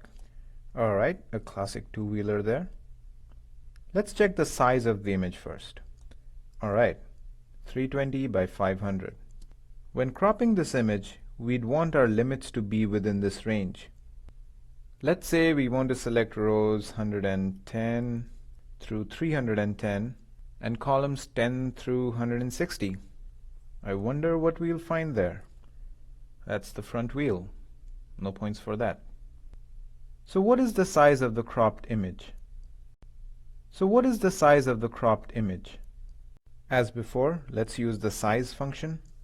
So it turns out to be 201 cross 151. Is that surprising? Why isn't it 200 cross 150? Let's look back at the range we selected. 110 through 310 and 10 through 160. Note that in both these ranges, the limits are inclusive, which is why the first range, 110 through 310, includes 201 different rows. Similarly, 10 through 160 includes 151 different columns. Try to extract different parts of the image. What happens when your selected range goes out of bounds? How about we look at a color image? What do you think is the size of this image? Let's find out. 258, 320, and 3? Why are there 3 numbers? The first two are the height and width. The third one is the number of color planes or channels in the image, which is 3. So how would you select a single color plane? We'll use the same indexing notation we used to crop an image. Say we want to select the red channel, which is at index 1. We want all the rows, all the columns, but only the first plane. Now what does this look like? Alright, so that's what the red channel looks like. Brighter areas indicate higher red values and darker areas vice versa. The apples are not as bright as you'd expect. Why do you think that is? Let's also figure out the size of this color channel. As expected, the width and height of the color channel are the same as the original image, but it doesn't have a third dimension. Well, that makes sense, doesn't it? This color plane is one of 3 which are stacked together to create the color image. Each one of them is a 2-dimensional array. Note that the extracted color channel is an image by itself, so you can apply the same operations as you've seen before. Let's try plotting the values from a row of the image. And that's what the plot looks like. Play with this image in the code editor. Try out different operations. Try selecting other color channels. So what do arithmetic operations on images look like? Let's start by adding 2 images. Like before, we load up the images. Let's display them and make sure their sizes are equal. Here are the images, and as we can see in the program output, their sizes are equal. This is important because addition is an element-by-element operation. This means pixels in one image get added with corresponding pixels in the other image, and so on. Since the 2 images are of the same size, we can add them. Octave is intelligent enough to figure out that these two are matrices of the same size and hence performs an element-wise addition. The result is, as you would expect, an image that has elements of both source images. You can clearly see the bicycle and the white surf. You can also see the dolphin faintly visible. Notice how this image is exceptionally bright. Many areas are washed out. Why do you think the image is so bright? To find out, let's look back at our code. Note that we are directly adding values from both images. Areas where both images are bright turn out to be doubly bright. This indicates that we should perhaps scale down the image intensity values. By how much? Well, think of a pixel where both these images have the maximum intensity value. That pixel in the summed image will have twice the maximum value. So if we want the maximum possible value in the summed image to be the same as the maximum possible value in each of these source images, then we want to divide the intensities by 2. Does this look familiar? Yes, this is the average of the two images. Let's see what this looks like. All right, much better. Compare this with the direct sum. You can clearly see the difference in brightness. Also notice that there are no longer any washed out areas. Let's rewrite the expression for average and see what happens. Since both bicycle and dolphin are being divided by 2, we should be able to add them first and divide the result by 2, right? And let's call it average alt. Let's see what this looks like. Wait a second, this is not right. Shouldn't the two results be the same? To understand the result we are seeing, let's take a closer look at the computation that is happening behind the scenes. Here are the two images. The first image is the result of dividing each image by 2 and then adding them. And the second is the result of adding the two images first and then dividing by 2. The first image has better detail and is also slightly brighter than the second one. Now we know that these images are just collections of intensity values, and values at each corresponding location are being added together. Let's take two sample values, say 183 from one image and 152 from the other. Now in the first case, we divide these numbers by 2 and then add the results. In the second case, we add the two numbers first. What do you think is the result in these two cases? The key to solving this problem is to know that both these images are of type uint8. This means that all pixel values are integers in the range 0 to 255. So here's what happens. Since the images are unsigned integers, Octave tries to retain the same data type throughout the arithmetic operation. So 183 by 2 comes out to be 92. Note that Octave rounds to the nearest integer. In this case, it is rounding up. Similarly, 152 by 2 is 76, and their sum comes out to be 168. In the second case, the addition is performed first, so 183 plus 152 is 335. But note that this number cannot fit in the unsigned int 8-bit range. The maximum value possible is 255. So this number gets truncated to the upper limit. The division proceeds as expected, and the result is 128. You can imagine that in a number of places, the pixel values add up to more than 255. In all these locations, you will only get 128 as the result. This is often less than the actual average of the two numbers. Hence, we see that the first method better preserves pixel values. You will certainly come across these odd arithmetic errors. Just be mindful of the image data type you're using and the order in which you perform arithmetic operations. In the previous example, we saw how we can divide an image by a number. Dividing by 2 is the same as multiplying by 0.5. And the order of writing these two doesn't matter either. The constant 0.5 is known as a scalar. This potentially comes from the fact that it scales the image values. Let's see what the result looks like compared to the original image. half the intensity values, clearly darker. Note that we can potentially multiply by any number, even greater than 1. Multiplying the intensity values by 1.5 makes the image brighter, and we see the same washed out effect in certain areas. This is due to the image values above 255 getting truncated at that limit. In Octave, we can write a function to perform a common operation. Let's turn the scaling into a function. We write a function by typing in the word function, followed by a variable name for the return value, then an equal sign, the name of the function, and parameters in parentheses. This is followed by the body of the function. In this case, we want the result to be the product of value and image. To ensure that we are performing element-wise multiplication, let's change the star to a dot star. This doesn't make any difference when one of the values is scalar. But when the two quantities being multiplied are vectors or matrices, then star and dot star produce different results. We end the function by typing end function. Let us load an image and try out this function. And there's the scaled image. Now that we know how to add two images together and multiply image intensity values by a scalar, let's revisit our example of averaging two images. We saw that division by 2 can be rewritten as multiplication by 0.5.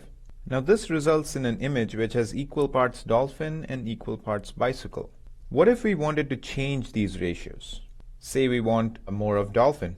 But note that in order to keep the maximum intensity value the same as that of the original images, we should ensure that these weights sum to 1. In general, this is known as blending two images. Let's see what it looks like. Yes, we do see a little bit more surf from the dolphin image, but it's a little hard to tell. How about we change the weights a little further? Ah, more dolphin. I wish we had a function to do this, which we could call like this. Can you write this function for me? Let me get you started. Put your code inside the function body. Remember, to return something, assign it to the output variable. Also note that A and B are the two images to be blended, and alpha is the weight to be applied to A. Once you have implemented the function, test it out with different values of alpha. We know that we want to multiply A by alpha, and since the sum of weights needs to be 1, we multiply B by 1 minus alpha. And finally, we assign this to the output variable. That's it. Let's see what we get. Alright, same image as before. Now see how easy it is to change the blending weights. For example, I want little less dolphin and more of bicycle. And there we go. It almost looks like there's water on the street. This method of obtaining a weighted sum of two images is the basis of alpha blending. So if images are just functions, then we can do things to images that we can do to functions. Like we can just add them, right? You can add two functions, right? Well, then we can add two images. And to introduce this a little bit, we're going to introduce the concept of noise. Okay? So noise in an image is just another function that, combined with the original image, gives us a new function. So we'll just write this way as our new image, we'll call that I prime, is just I of xy plus this noise function. You know, well, what does that mean? Well, we have to take a look at what this noise function would be.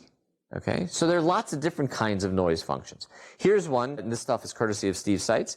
There's a type of noise called salt and pepper noise, which doesn't take a rocket scientist for you to figure out that probably what it does is it takes your original picture and it sprinkles occasional white spots and occasional dark spots. And that's called salt and pepper noise for the obvious reason. A relative to that is something called impulse noise, where you just get little white specks now and then. Different kind of imaging systems might give you that kind of noise. But by far, the noise that you're most familiar with is typically Gaussian noise, or normally distributed noise, where we basically assume that at every pixel we take the original image and we stick on here some value that is independent, identically distributed from some normal or some Gaussian distribution. All right? And that's Gaussian noise. And most of the time, when we talk about noise, we'll talk about that function, okay? We can actually have MATLAB make us a noise function. It's real easy. So here we say, look, we're going to make a noise array, which is just, I take the size of my image, rand n generates a noise signal that has a mean of 0 and a standard deviation of 1. And if we scale that up by some sigma, okay, that will spread that out and make it bigger. So that's essentially a noise with mean of 0 and a standard deviation of sigma. And because functions are just functions and images are just functions, I can just add them. I can say let my output just be the image plus the noise.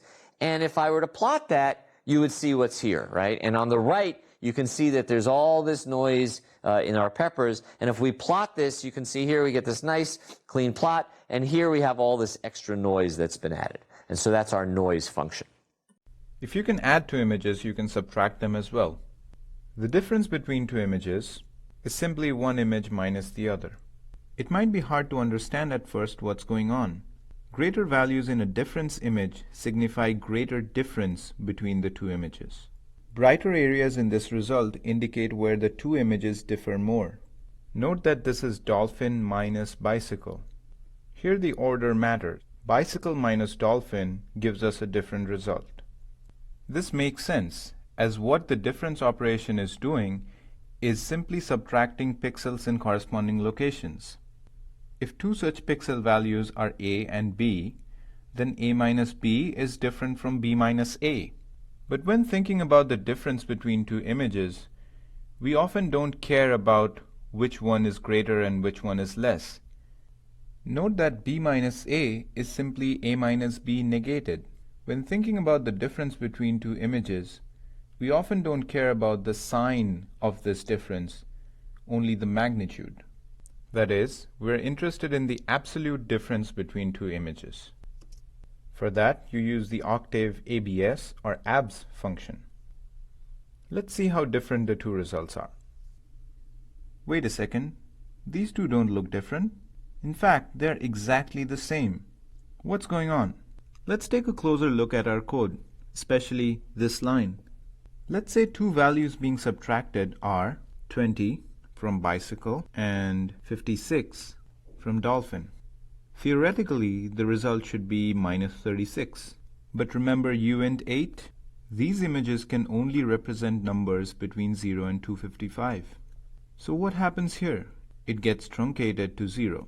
Notice that even in the absolute difference case, the subtraction is performed first. This intermediate result is the same as the original difference. The numbers here are already between 0 and 255, so the absolute value operator doesn't make any difference. So what can we do about this? So we're losing out all the negative values in the result. How do we ensure that we can preserve image difference? Let's say A and B are two images of type uint 8. Check the following options which you think will give the desired result. For instance, should we compute the absolute values of the two images first and then compute their difference? What about this expression? Or converting to a different type? Would that help? The first expression doesn't make any difference. A and B contain only positive integers. So this will give us the same incorrect result as before. The second expression is interesting. A minus B would give correct difference values where A is greater than B and 0 where B is greater than A. Similarly, B minus A will give you correct difference values where B is greater than A and 0 where A is greater than B. Hence, their sum is in fact the absolute difference that we want. Converting the images to uint 16 does increase the range of values that they can store. But remember that U signifies unsigned, which means uint 16 cannot represent negative numbers, and we'll end up getting the same result. Floating point images can inherently store negative values. Hence, converting to floating point would help. Fortunately, there is a built-in function to compute image difference that preserves values. We don't have to explicitly convert the data type or use any funky expressions.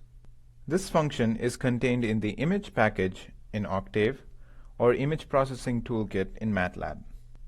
You can load a package by typing pkg load followed by the package name. The function we want is called imabsdiff. It takes two parameters, the images to be subtracted, and the order doesn't matter. Let's see how this compares with our previous attempt. As you can see, this preserves the magnitude of image difference throughout the image. The image package provides many more functions to carry out common operations. Feel free to explore them. So we know that RNN generates Gaussian noise. Let's see how it actually works. If you call RNN without any parameters, then it returns a random number. Here we get 0.76388. Run it again. A different number, 1.3958. You can pass in dimensions to RNN to generate a vector or matrix filled with random numbers. Let's say we want a row vector of 5 columns. So 1 row, 5 columns. Each time we run this, we get different sets of numbers. As you might have guessed, we can generate a two-dimensional matrix of random numbers as well. Say we want 2 rows and 3 columns. Since these are a bunch of random numbers, we call this noise. What is interesting is that RNN draws these numbers from a Gaussian or random normal distribution. Hence the n in RNN. A Gaussian distribution has a probability distribution function that looks like this. The center or mean for RNN is 0 and the standard deviation is 1. The standard deviation is a measure of how spread out the distribution is. I mentioned this is a probability distribution, which means getting back numbers that are close to 0 is highly likely, whereas numbers far away from 0 are less likely. How do we know for sure that RNN is actually sampling from a Gaussian distribution? Well, if we had enough samples and distributed them among bins, and we counted how many numbers landed in each bin, then we would see a pattern similar to the probability distribution function. Let's try that. How about we start with a vector of 100 numbers? Instead of displaying the numbers directly, let's compute a histogram. Hist accepts a vector or matrix of numbers as the first argument, and as an optional second argument, you can pass in bin centers. Let's say we want the centers to be integers from -3 to +3. Hist returns two values. One is the count of elements, which we want, and the second is the bin centers. Let us display the bin centers and the counts in a tabular form. We'll create a small temporary matrix, with the first row being the bin centers and the second row being the counts. As expected, the center has a high count and the ends have low, in fact 0 counts. You see the same behavior no matter how many times you run it. For a visual representation of what's going on, how about we plot these numbers? X-axis will contain our bin centers and the counts will be on the y-axis. We see something that vaguely resembles the Gaussian probability distribution. To get a better picture, we need more bins. You can generate a sequence of uniformly spaced numbers using the linspace function. Here we can replace this vector by writing -3 to +3, 7 different numbers, that is, including 0. Let's make sure this is the same as before. Note here that the bin centers are same, as expected. Now we can easily increase the number of bins. Say we want 21 of them. I'm going for odd numbers because I want to include the 0 in the middle. Displaying so many numbers wouldn't be useful, so let's comment that out and see what the plot looks like. Clearly we have better resolution along the x-axis, but what's going on with these spikes? I think we need more data. Let's bump up the vector to 1,000 numbers. Now you see the familiar bell curve slowly emerging. Let's increase the number of samples further. There you go. In addition to RNN, you can find other random number generation functions in Octave or MATLAB, such as just rand. This samples numbers from a uniform distribution. RandI generates random integers. Feel free to play with these functions. So I just snuck one past you there. Okay. We said the magnitude of the noise is determined by sigma. Fine, that's great. In fact, we could just look at the noise function itself, right? So don't add it in the original image, just look at the noise function. But we can't do that just yet until we make a decision. And the reason is this. What's the mean of the noise? Megan? 0. Oh, very good. So that means some of the values are going to be what? Positive. Some of the values are going to be negative. How do we look at a picture that has positives and negatives in it? Right? If we said 0 was black and 1 was white, or 0 was black and 255 was white, how do we do this? Well, the mistake is saying that 0 is black. Okay? We're going to say, look, we'll map some minimum value to black, some maximum value to white, and we'll distribute them in between. In particular, 0 should be what color? What color do you think 0 should be between black and white? What comes between black and white in the universe? Gray. All right? So let's suppose we have values that go from minus 20 to plus 20 in our image. Well, we could make minus 20 black, plus 20 white, and 0 would be gray. And if we did that, it would look like this. So here we're showing you images of Gaussian noise. Just the noise. So if there's a very small sigma, so remember sigma's up here, so a very small sigma, all right, you can barely see that this is anything but a constant gray. As we let sigma get bigger and bigger and bigger, you start to see more and more speckle. And that's the effect of sigma, so it's just a noise function being added to an image.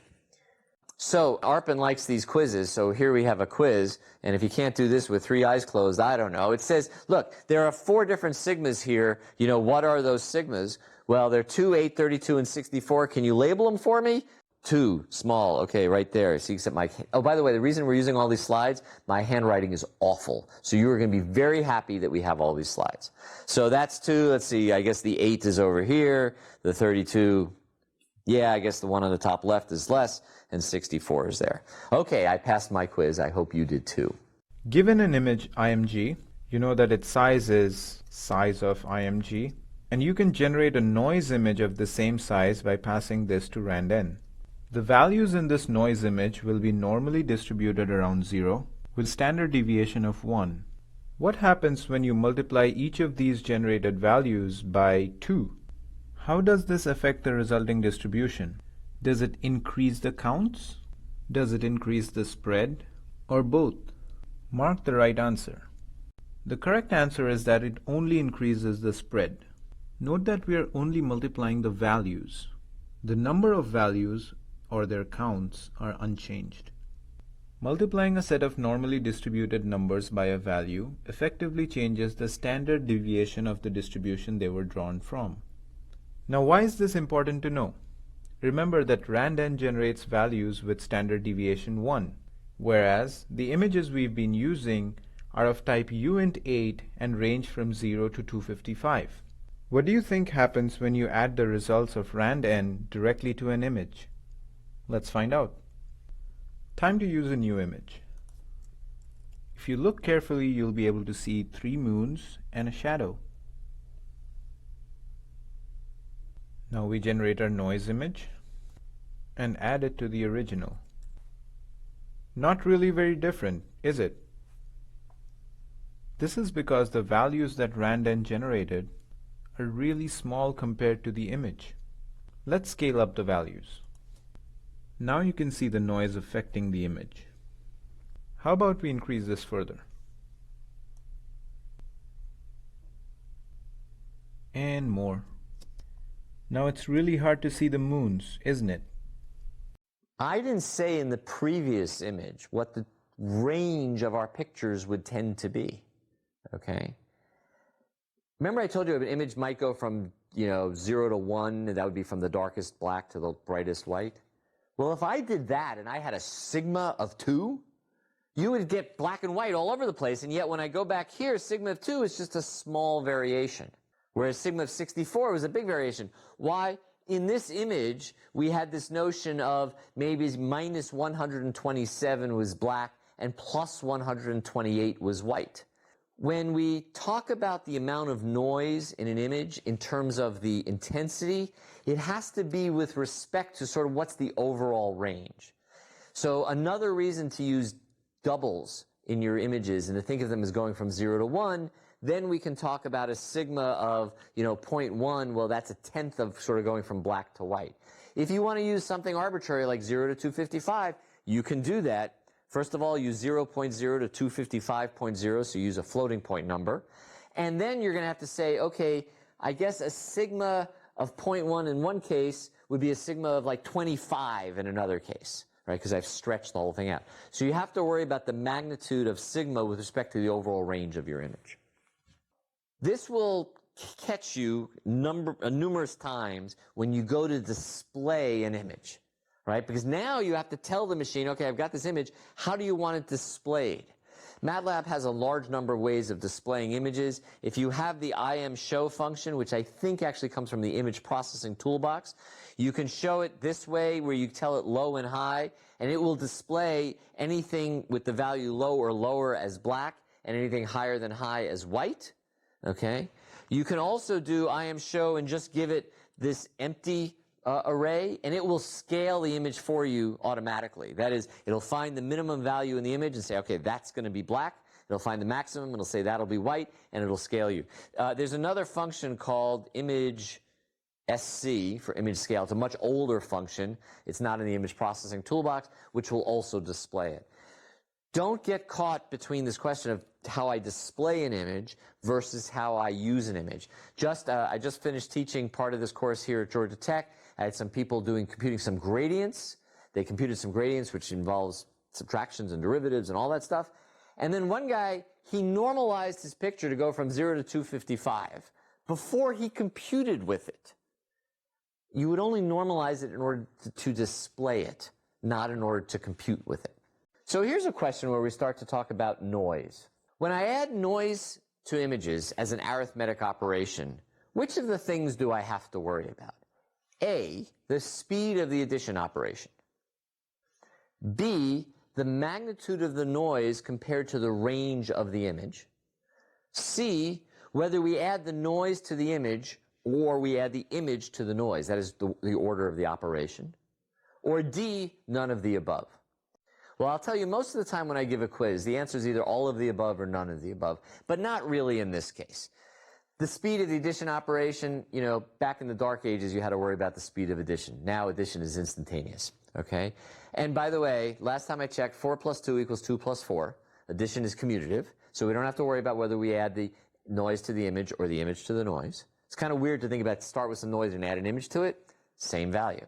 But what you do have to worry about, as I said before, is the magnitude of the noise compared to the range in value of the image. So that ends our first lesson on images as functions and image processing, our first technical lesson. I hope you didn't find it too pedantic or too boring, and you'll come back for the next ones, because as we go forward, there'll be more and more cool stuff to do. I can hardly wait, and I hope you can too. So what did you learn today? List any new concepts, terms, or commands that you picked up in this lesson, comma separated or one on each line. You can use this and similar notes throughout the course as a reminder for yourself. This also gives us a sense of how you learn and will help us improve this course. All right, welcome back to computer vision. Last time we talked about images as functions. An image could be thought of as a function of two-dimensional position, like I of x, y, or a two-dimensional array, we'd say f of ij, row column. And sometimes I'll try to distinguish between whether I'm talking rows and columns and x and y. And we talked about how x and y are not the same as rows and columns. In fact, row is typically going down, so if we go row column, that's yx. The other thing is, and we're going to talk about this in a little bit, there's going to be this question about whether y gets bigger as you go up in an image, which is like when you learn in grade school, right? Y positive goes up. Or maybe a lot of you think of rows going down, and so we'll have to wrestle with that. And we also talked about that even though indexing in a computer world should start at 0, in MATLAB, indexing of arrays starts as 1, and you're sure to screw that up somewhere in your code, but eventually you'll learn to figure it out. All right, let's do some work. Not much work, but a little bit of work. So last time we talked about adding a noise function to an image function. So here we have our noise, defined as just this random thing scaled by the sigma. Our output was just the image plus the noise. And we said, remember, you have to worry about the size of the sigma with respect to the range of the image. So if your image is 0 to 255, a sigma of 5 might be plausible. If your image goes 0 to 1, a size of sigma of 5 is not plausible. So you have to worry about how those come together. Now, suppose there was noise in your image and you wanted to remove the noise. How might you think about doing that? Now, I'm sure a bunch of you have suggestions that are kind of similar. Here's the typical one, right? Let me replace the value of each pixel with sort of an average of the pixels around it, okay? So let's think about what that would look like in 1D, and then we'll go to 2D, and we'll talk about why is this the right thing to do or when is this not the right thing to do, all right? So here's our first attempt. So we're going to replace each pixel with an average of the values of the pixel in its neighborhood. And this is referred to as a moving average. So here I have some location here, and I just take the average value and I put it down there. Okay? And then I would move my little what's called window as I take my average, and I get a new value, and I get another one. And then eventually I would get this new, somewhat smoothed version of the original. And it's smooth meaning that we sort of averaged the things locally. All right, look, that was not rocket science. That seemed reasonable. But the important question to ask, really important question to ask, is why was that solution intuitive for you? Why did you say, you know what, I'm going to take a little average in order to get rid of some of the noise? What assumptions are you making about pictures and, by the way, about noise in coming up with that answer? All right, so a little thought we come up with, you're making a couple of key assumptions. The first assumption is that the real value of a pixel is probably similar to the values nearby, okay? Otherwise, why would I use the pixels nearby in order to try to figure out what my real value was? Okay, that was assumption number one. The other thing that you're assuming, and for those of you who know a little bit about probability and math, etc., you're basically assuming that each noise that's been added to each pixel is independent of the noise that's been added to all the other pixels. And so what that means is if I take the average of the noise, that's going to tend to, I'm going to assume 0. That is that sometimes it'll be up and sometimes it'll be down. And if I take the average around them, that will be 0. So if I have pixels nearby having about the same value or related and the noise is independent, then the average is the right thing to do. So here's a quiz just to sort of keep you on your toes, or at least to keep you mildly awake. If noise is just a function added to an image, we could remove the noise by subtracting that noise again. That is, the operation's reversible. Okay? A, true. Yep, we could do that. B, true, because we don't know the noise function, so we wouldn't know what function to remove. C, false. When you put noise into something, it destroys information in the image, and there is no way to recover it. Well, this is one of these funny things. Well, B is certainly true, okay? Yes, I could remove the noise if you told me what the noise is, but nobody ever tells you what the noise is, because if they did, they would have removed it in the first place. So you don't know what the noise is, you just know the statistics of the noise. And then, here's one that's interesting. False because additive noise destroys information. Well, if you have just plain addition and the addition works, then that statement is not true, and so C would be wrong. But suppose you have a limit between 0 and 255, or even 0 to 1. If your noise pushes you beyond the limits and you clip, you've lost that information. So sometimes when you add noise, you get these nonlinearities. But in general, we can't remove the noise because we don't know what the noise was. If we did, we could just subtract it. Let's revisit our weighted average, okay? So instead of just thinking about averaging the local pixels, let's think of this as a set of weights, okay? And what we're going to do is we're going to weight all of these pixels by some set of weights, and we're going to combine them using those weights to come up with a new value. Now, when we were just doing the moving box, our weights were just, let's say if it was 5 long, they would be 1/5, 1/5, 1/5, 1/5, 1/5, 5 of them, right? So our weights was uniformly distributed, okay? But wait a minute. Does that make sense? Remember our assumption that nearby pixels are related to my value? And there's another related assumption to that. The more nearby you are, the more related you are. So that means that pixels that are closer to me should contribute more to the average. So let's change our moving average so that that's true. Okay? Before, if you remember, we had these uniform weights, 1, 1, 1, 1, 1, all the way across divided by 5.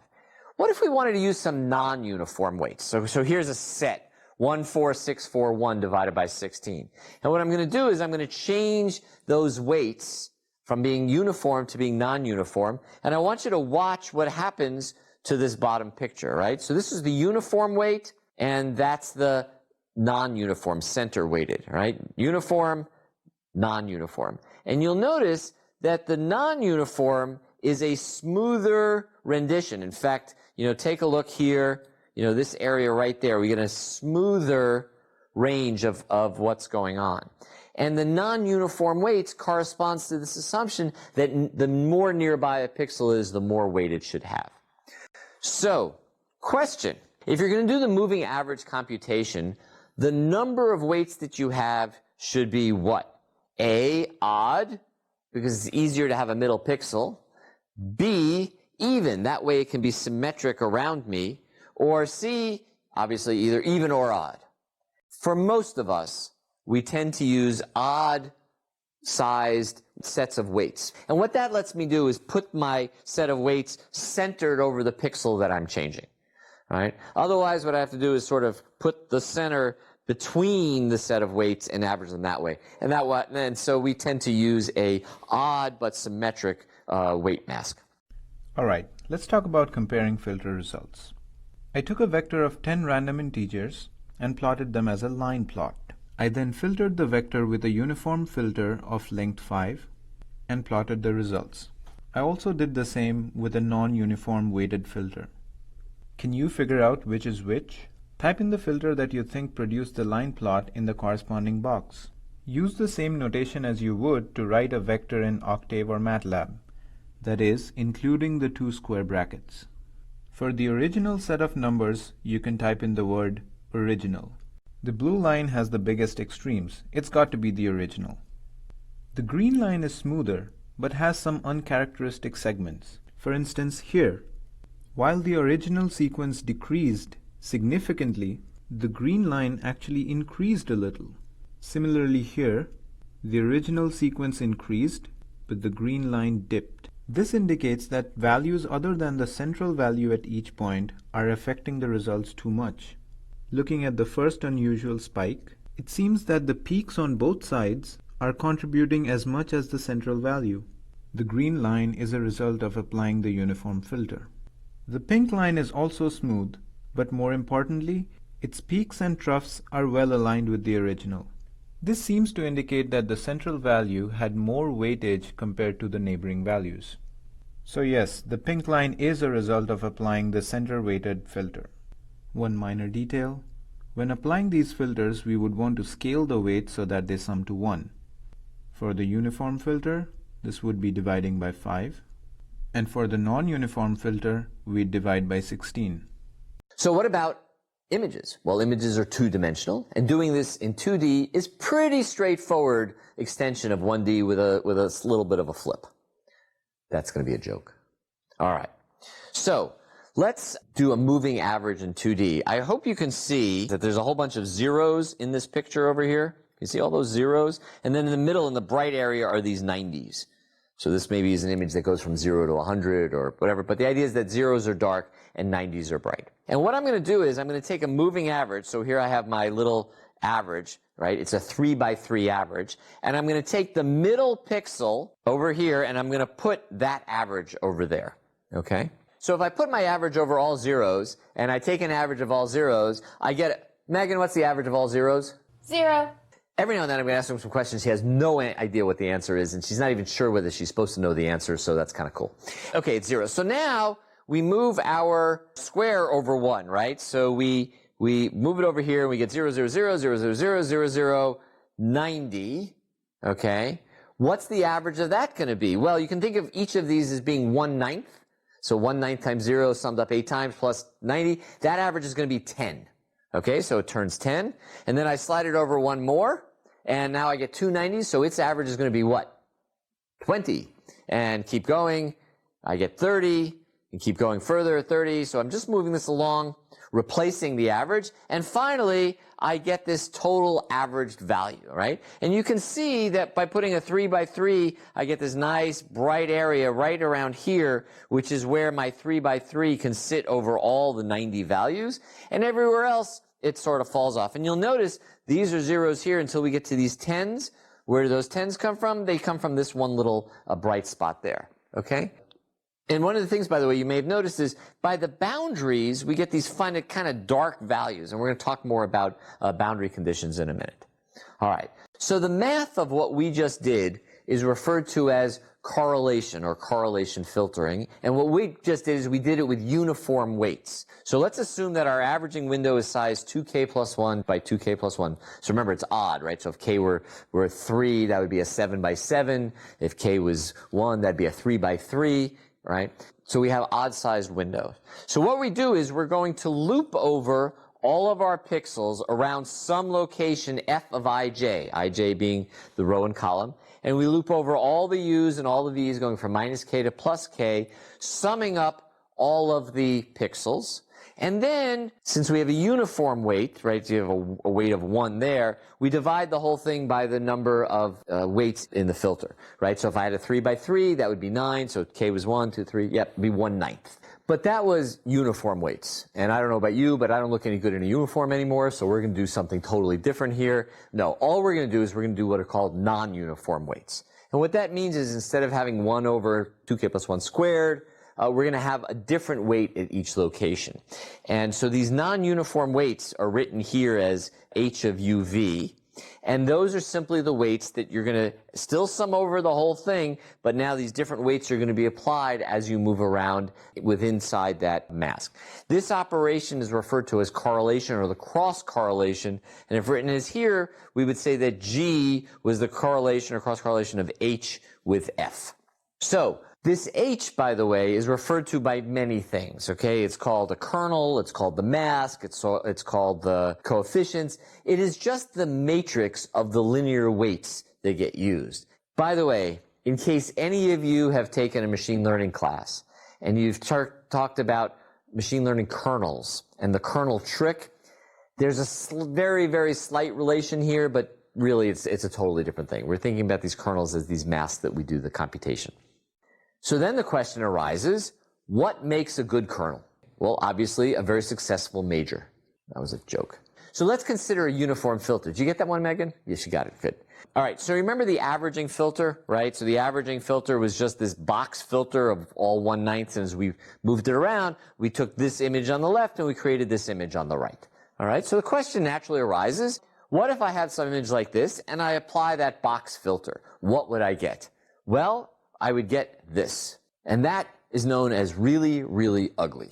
Okay? That does not look, at least not to me, as a nice smooth version of the original. Now, if you're looking at an itty-bitty monitor, it might look nice, but trust me, it's really ugly. And the question is, what went wrong?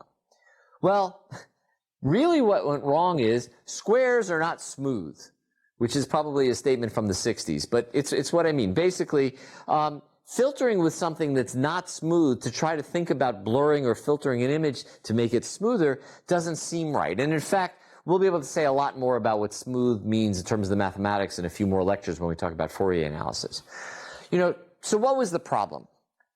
To get a sense of what's wrong, imagine that you had a single point of light that you were looking at, very far away, right? And you blurred the camera, so it was out of focus. What would the image look like? Well, it would look something like that, okay? Brighter in the middle, falling off towards blackness at the edges. Very, very deep, all right? And in fact, if we think of images as functions, I could take this image and I could plot it as this function. If I plotted that blurry spot, what kind of function would I get? Well, it would look something like here on the right. Thinking about this, if we wanted to blur a single pixel into a blurry spot, we would need to filter that spot with what? Is it A, 3 by 3 uniform weights? Is it B, an 11 by 11 square of uniform weights? C is something that looks like that blurry spot. Could we use a 3 by 3 uniform weights? No, we did that and it looked awful. How about an 11 by 11 square of uniform weights? That would be better, right? Because it's bigger. Well, sort of yes, sort of no. You still have this problem that you get these very hard boundaries. Clearly what you want is something that looks like that blurry spot. Higher values in the middle, lower at the edges. So what would such a function look like? Well, it would look something like this, and it would be what's referred to as a Gaussian filter. So here's our original image. Here is our filter. Now, this is not a great Gaussian because it's only 3 by 3, but you'll notice it's higher in the middle and then falls off at the edges and even falls off more at the corners. And what that is that's a very sort of low representation, very coarse representation of a Gaussian function. And our Gaussian function is written here. This is the two-dimensional Gaussian in the UV, 1 over 2 pi sigma squared, e to the minus u squared plus v squared over sigma squared. That's a circularly symmetric Gaussian function. Get to know and love your circularly symmetric Gaussian functions. All right? So here I have, that's in fact what that plot was. So we're going to do smoothing proportional to this exponential e to the minus x squared plus y squared over 2 sigma squared. And the technical description of this is that it's a circularly symmetric fuzzy blob. That's what the Gaussian is going to be. So if we take that image, that same high textured image that we had before, and we filter that with this now Gaussian blurring function, what are we going to get? We get something that looks, like that. So much better, so much nicer, right? I mean, compare smoothing with a Gaussian to the non-Gaussian. Gaussian, non-Gaussian, right? And you can see the difference. In fact, in the non-Gaussian, you see all these sharp edges. Now you really see them because they're red, all right? But when you do it with the Gaussian, you get that nice smooth blurring. Okay, so now we're going to get to a quiz that's actually hard. It's not really hard. It just kind of feels hard because I always screw it up. And that is, the Gaussian filter that we're talking about is referred to as an exponential. And the complete formula here is what? So h of uv is, by the way, you see the exponents? They're the same everywhere. The only thing we're looking at that's constant. So the question is, what's the right constant? 1 over 2 pi sigma squared, 1 over the square root of 2 pi sigma squared, 1 over the square root of 2 pi sigma. Okay? Going back to here, it's just 2 pi sigma squared. I always forget where everything falls. Those of you who know your normal distributions, you'll remember that that's the constant that's in front of the Gaussian. So the Gaussian we just talked about is what's referred to as isotropic, a fancy word for circularly symmetric. And so it basically had one parameter, just sigma. Right? Bigger sigma is, the more the blur. But we have to implement these in digital computers. We actually have to have a matrix. And so then we have to worry about two things. The size of the matrix. Is the matrix 3 by 3, 5 by 5, 11 by 11? And then the sigma that's represented within that. So let me show you that first. In Gaussian filters, we talk about the variance, sigma squared, or the standard deviation of sigma, and that's the amount of smoothing. So these two filters are the same size. They're both 30 by 30s, but the sigma inside one of them is 2. The sigma inside the other one is 5. So the 5 has a larger sigma. Now, sometimes we'll make a mistake and say it's a larger kernel. When we say larger, what we're actually talking about is the size of the sigma inside. And we can distinguish that. So here's an example of the size of the kernel. So both of these kernels have a sigma of 5, but one of them is represented within a 10 by 10, and the other is represented within a 30 by 30. Which one do you think is going to work better? The bigger one. It's smoother. It's going to work better. Okay? And by the way, if somebody says, oh, I smooth that with a bigger kernel, they actually mean a bigger sigma. That's what you care about, is the size of the sigma, not the actual kernel. The kernel has to be big enough, and then the sigma is within that. As I mentioned at the start of this class, I'll be showing my examples mostly using MATLAB. I know we've looked at the course developer. Arpan has worked on being able to do it in Octave or also in Python using various image manipulation, OpenCV. But what I'm going to do is show you filtering in MATLAB. And basically, MATLAB makes it trivial to build filters and apply filters.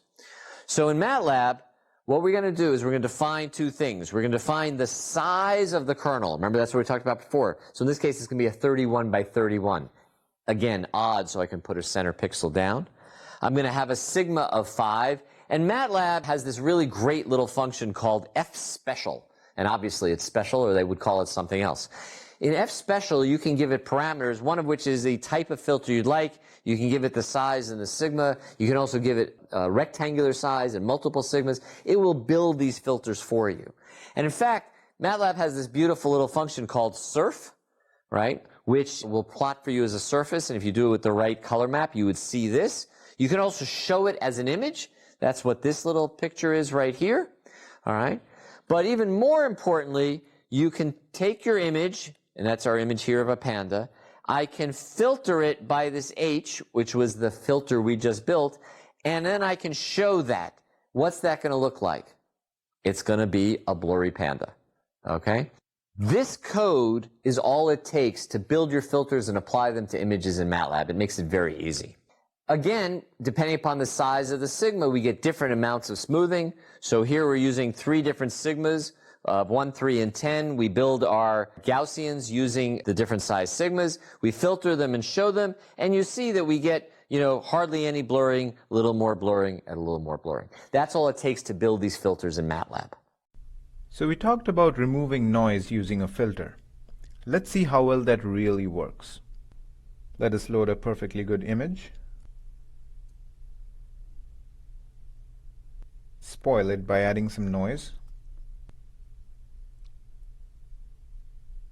I should really name this sigma to avoid confusion later. Finally, we know how to create a Gaussian filter. We define a size and a sigma, and then we can use the fspecial function from the image package. So load up the package first and then create the filter. Now we can apply this filter to remove noise. Note the order of parameters in imFilter. First is the image and second is the filter. Notice how the filter has smoothed, or rather blurred, the image. The fine particle-like appearance of the noise is now smudged, but the filter has also affected the original image a great deal. So noise removal is no magic. You don't get back exactly what you started with. Visually, it might not seem very impressive, but image processing routines further down the road behave quite differently given a noisy image versus a smoothed image. Go ahead and run this code yourself. Try out different parameters for noise generation and smoothing. So when filtering with a Gaussian, which is true? Is it A? The sigma is most important. It defines the blur kernel scale with respect to the image. Is it B? The kernel size is most important because it defines the scale. C? Altering the normalization coefficient, that constant on the front, has no effect on the blurring. It only affects the total brightness. And D, A and C. Okay, well, so it should be pretty clear that it's A and C. Why? Because the sigma is what defines the blurring.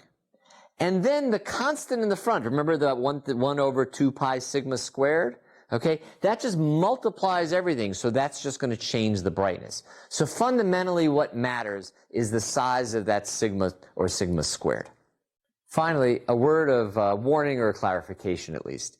We just talked about sigma as being the width of a Gaussian, where that was the variance of the smoothing of the blurring. Last time we talked about sigma or sigma squared as the variance of a noise function, how much noise was being added. So in one case, when we're talking about the filter, the sigma is in space, okay? Whereas in the noise case, it's in intensity, or it's in the value. The bigger the noise sigma was, the more noise you added. The bigger the blurring filter sigma, the more you're going to blur. So you have to be, and the reason they're both called sigma is they're both using a normal distribution, but one is over space and one is over intensity. We can show those two sigmas here. And by the way, here I'm using images that go from 0 to 1, partially because then I know how sigma varies with respect to the range of the image, and partially because the slides that I stole off the internet did this. All right. So in the top row, there's no smoothing going on. So we have a sigma of 0.2 in the noise. That's a lot of noise if the range is only going from 0 to 1, or let's say minus 0.5 to 0.5. A sigma of 0.1 is less noise. A sigma of 0.05 is less noise yet. But then we can smooth it, all right, with a Gaussian, right? This is the smoothing with the Gaussian kernel. And the more we smooth, the blurrier these things get. And so for the same amount of smoothing, the thing with the smaller amount of noise with the same amount of smoothing becomes even smoother, right? So this image here is even smoother than that image there, okay? But this is showing you those two sigmas, the two Gaussians. Almost always it'll be clear from context, but since I've had situations where students say, wait a minute, I thought the bigger sigma was the more noise we got, and now you're telling me the more sigma is, the more blurring it is, the less noise we have. And I say, yep, two sigmas. All right, that ends this lesson on filtering and noise, and we'll start going down further image processing next time. Welcome back to Computer Vision. Today we're going to continue talking more about filtering and sort of finish up the basics about that, so then next time we can apply that to slightly more complicated uses of filtering. And we're going to start by developing some linear intuition. And the reason that linearity is important will become clearer in a minute.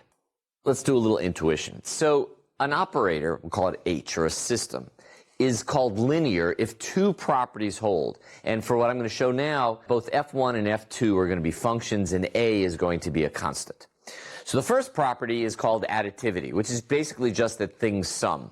So if I have some operator and I apply that to the sum of the two functions, f1 plus f2, I just get the sum of the operator applied to each of the functions. It looks a lot like the distributive law of addition and multiplication, but that's additivity. And the other one, which is sometimes called scaling property, but is actually, technical term I think is homogeneity of degree 1, is just that if you multiply your function, in this case f again, by a constant a, and then apply h, what you get is a times h applied to f1. And so when you multiply by a constant, that constant just propagates through in a linear way. We do some multiplication, and then we sum them. And because multiplication and addition both have these properties, basically the filtering operations we're going to do are going to be linear. And we're going to take advantage of that later. Question: which of these are not linear? A, the sum. B, the max of a function. C, an average. D, a square root. E, B, and D. Okay, well, that's pretty straightforward. A sum, well, sums are sums are sums, you know, that's linear, it's going to do the right thing. A max, of course, doesn't change, right? If I've got two functions and I'm taking the max, it's determined by sort of the single biggest value, and the rest of the function doesn't matter. And of course, square root, well, that's not going to be linear because square roots are never linear. I think you can figure that out.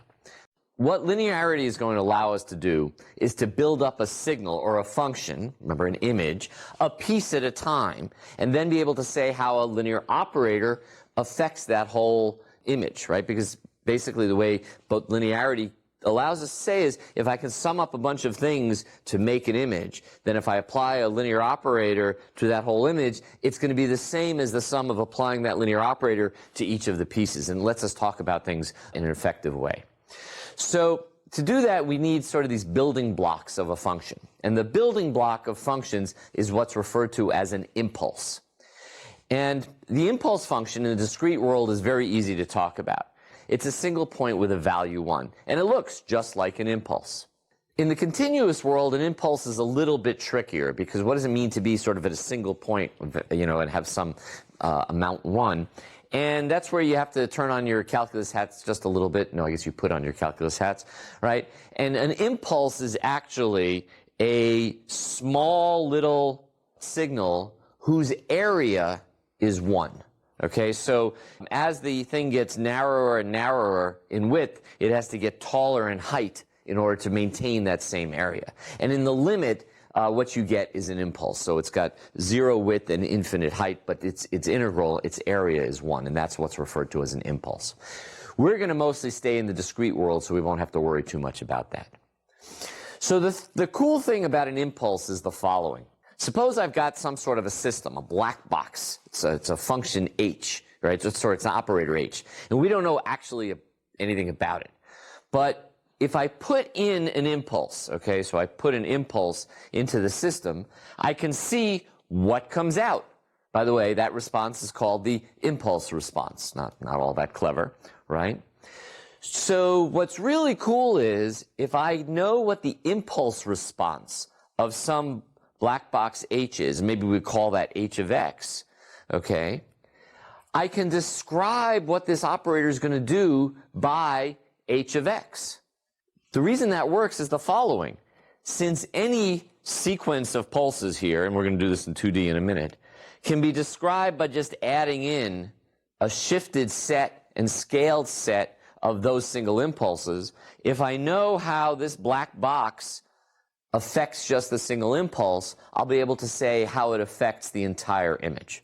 Okay? And that's why impulse responses matter. So let's take a look at what an impulse response looks like in an image. So here we have an impulse, okay? And so here's our impulse, right? It's just a single pixel with a value of 1, okay?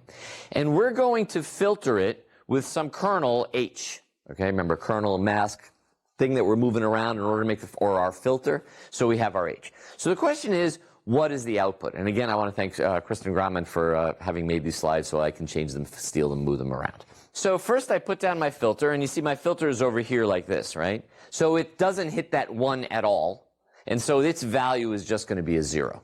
Fine, no big deal. All right, now move the filter over a little bit. Well, it just pulls out the f here, right? So this pixel right there pulls out the f, so an f goes right there in my result. Move it over one more time. What do I get? I get the e.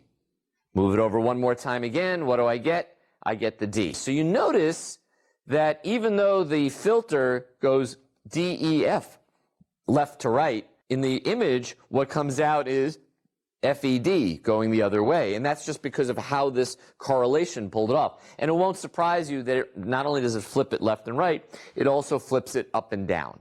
And that's what happens when you do a correlational filter of a impulse. Just because of the way you slide it over, you'll end up flipping that entire response. By the way, something that I was being implicit about is I was assuming that the center of that filter was what we were calling the reference point, right? So wherever the center was located, wherever that center pixel, that was the one that was being entered into on the result, okay? You could use a different point, but we're going to just assume that the center pixel is the reference pixel of the filter. So here's a quick little quiz for you. Suppose our kernel, our filter, the thing we're moving around, was size m by m, right? So maybe it was a 5 by 5 or 3 by 3, so m would be 3 or 5 in that case. And suppose our picture was n by n. Maybe our picture is 100 by 100 or 1,000 by 1,000. How many multiplies would it take to filter the whole image with that filter? All right? 2mn, m times n times 2, m times n times n, m times m times n times n, hallelujah, singing something. I don't know. It just seems like it had a rhythm to it there. So let's think about it. Well, actually, in fact, the answer, and we would normally write it this way, m squared, n squared, right? Because every pixel, I have to multiply all of the coefficients times the pixels that are underneath. So there are m times m coefficients, and I have to do that over all of the n times n pixels. So the number of operations is on the order of m squared, n squared, which can get pretty large if m and n are moderate size. Later we'll talk just a little bit about what are called linearly separable filters. We don't use them a lot anymore if you've got really fast computers, but it can make things be much quicker. We had this problem of when we put in through a correlation, we got back out sort of this flipped thing, all right? And if you remember, here's the equation of correlation. We have this kernel h, and we sum over it, going from minus k to plus k, multiplying it times our image. And what that did was it caused us to end up with that flipped result, all right? The right way of thinking about this is that when an impulse comes in and it hits the filter, what comes back out is sort of this reverse signal. So the right way of thinking about the operator is there's something called convolution. And when we do convolution, that's what we actually mean when we say we're going to apply this filter or this kernel. And what convolution does is it flips both the left-right and the up-down direction. You could have either flipped the kernel or flipped the access to the pixels. It doesn't matter. You would get the same value. And so that flipping gives you what's referred to as convolution. So by the way, if I was using a Gaussian or a box filter, how will the outputs be different for correlation and convolution? That is, what happens if I flip my Gaussian? Answer, nothing. Okay? For a circularly symmetric or for a symmetric filter, whether I do convolution or correlation doesn't matter. It is going to matter to us in the next lecture, the one after that, when we take derivatives in one direction or the other, and that's when you have to be careful. But if you have a symmetric filter, it doesn't matter. So this can be illustrated nicely in the following way. So here we have the equation for the convolution operator, and we're going to illustrate it like this. All right. So here we have our filter, and there's this little asterisk up here, and the asterisk is to show you sort of what the top right-hand corner is. When we do correlation, we just pick that up and then we sort of slide it around. When we do convolution, what we do is we rotate the thing, and because it essentially flips it left, right, and up, down, right? You see that the little asterisk is now down here in the bottom left-hand corner, okay? And then, thank you, Kristen, we zoom that all over the image, and that gives you your output. So that's our convolution operator. Again, the difference between correlation and convolution only matters if you have an asymmetric filter, but now you know the difference. Like I say, convolution is actually sort of the physics of what's going on when you put an impulse through this response. When convolving a filter with an impulse image, we get back the filter as a result, right? So in other words, by doing the convolution, we flipped it and then we rotate it, it flips again. So if I take an impulse and I convolve it with H, I get back H. All right, well then, how about the following? If we convolve an image with an impulse, what would we get? Well, A, a blurred version of the image. B, the original image. C, a shifted version of the original image. And D, you have no idea. So you don't get any credit for D. Even if D is true, you have no idea, you get no credit for D. All right? The answer, actually, is the original image. The way to think about that is, when I was doing the convolution or the correlation, there's really no distinction between what's the image and what's the filter, right? It's just an operation where I combine these things. So before, when I was convolving an impulse with a filter and getting back the filter, we were thinking of the impulse as the image and the filter as the filter. But you could have just thought of as the filter as the image, and the impulse is the thing you're doing the convolution with. And basically, all the impulse is doing is pulling out the single pixel and sticking it in the result. So when you convolve something with an impulse, you get back just the original image. All right. One more thing. In order for all of this to work, we need a property called shift invariance. And shift invariance is basically that your operator behaves everywhere the same way. So if I have a couple of pixels over here on the left and I apply my operator, if I had the same pixels over here on the right, oh, this is my left, my right, your right, turn around. Okay, or look, never mind. If I have them up and down, right, if I have a couple of pixels up here and I apply a filter, I get the same values if I have a couple of pixels down here and I apply the filter.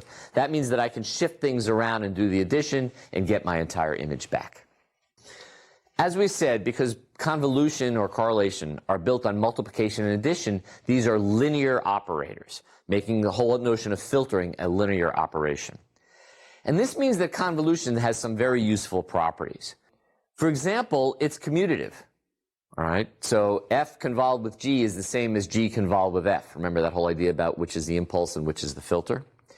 It's also associative. So that here we wrote out the associative property of convolution. We're going to take advantage of that in just a minute. It has a unit impulse. It's the identity. So that's when we talked about that if you convolve any function with the identity, you get back that function. And then here's a cool one. Differentiation, of course, is just the limit of subtraction and then a division. And division is the same as multiplication. It's 1 over in that case. So differentiation is a linear operator. Now, you may have remembered that from calculus, right? So the derivative of a times f, where a is a constant, was just a times the derivative of f. And the derivative of f plus g was the derivative of f plus the derivative of g.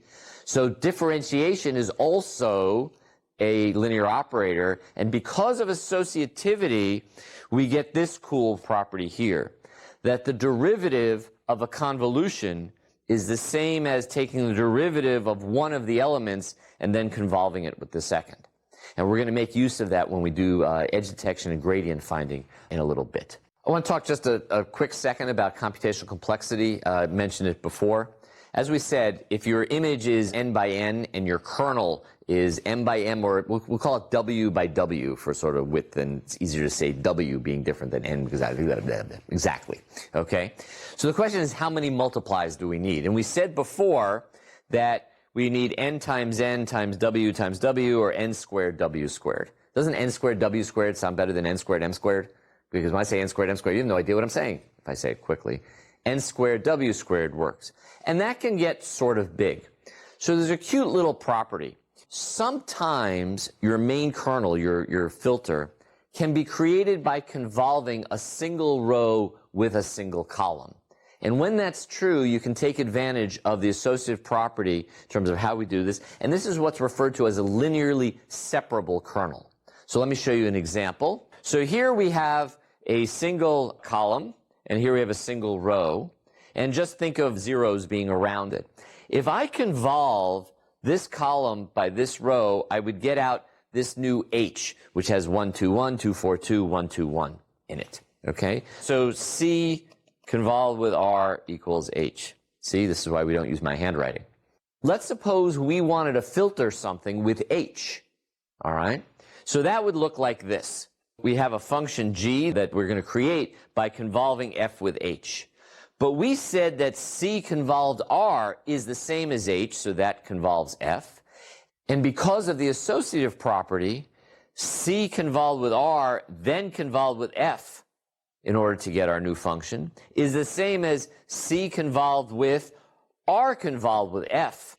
And the reason that's better is that I can do 2 column convolutions instead of 1 squared. So now, instead of being w squared n squared, it's 2 times w times n squared. And that used to be very important when computers were not quite as fast, but it's still reasonably important because, for example, if w is, say, a 31 by 31, that's a factor of 15 difference, all right? So that's more than an order of magnitude. Anytime you can do anything that buys you an order of magnitude for not a lot of money, you should go ahead and make that purchase because orders of magnitude are hard to come by. So here's a nice way of doing that. So when we do various kinds of smoothing, etc., often we use linearly separable filters, and you can just apply them. Here's another quick quiz. True or false? Division is a linear operator. Okay? A, false, because x divided by y plus z does not equal x over y plus x over z.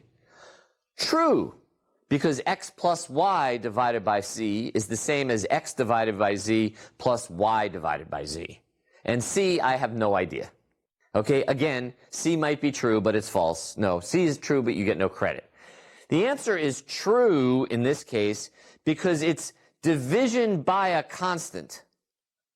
All right, so in this case, if I'm dividing by z, so if I sum up x plus y divided by the z, it's the same thing as x divided by z plus y divided by z. Much later, we're going to be doing perspective projection, and you're going to end up having to normalize the x and y values by the z value of a point, and then the z is actually going to be a component of the element. And since that component can change, that's not going to be a linear operation. But in general, division is a fine linear operation, because the last time I checked, dividing by 2 was the same as multiplying by 0.5.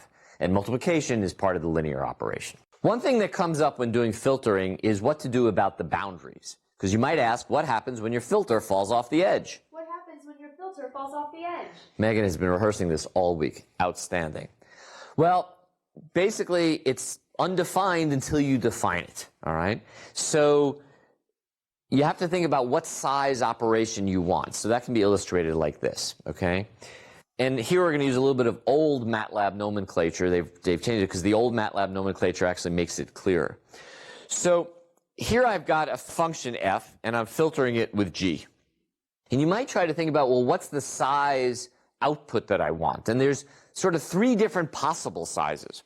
One is when g just touches that corner, I start to get a response. So if I think of the center point of g as the reference, I would actually get a box that's bigger than the original function. Okay?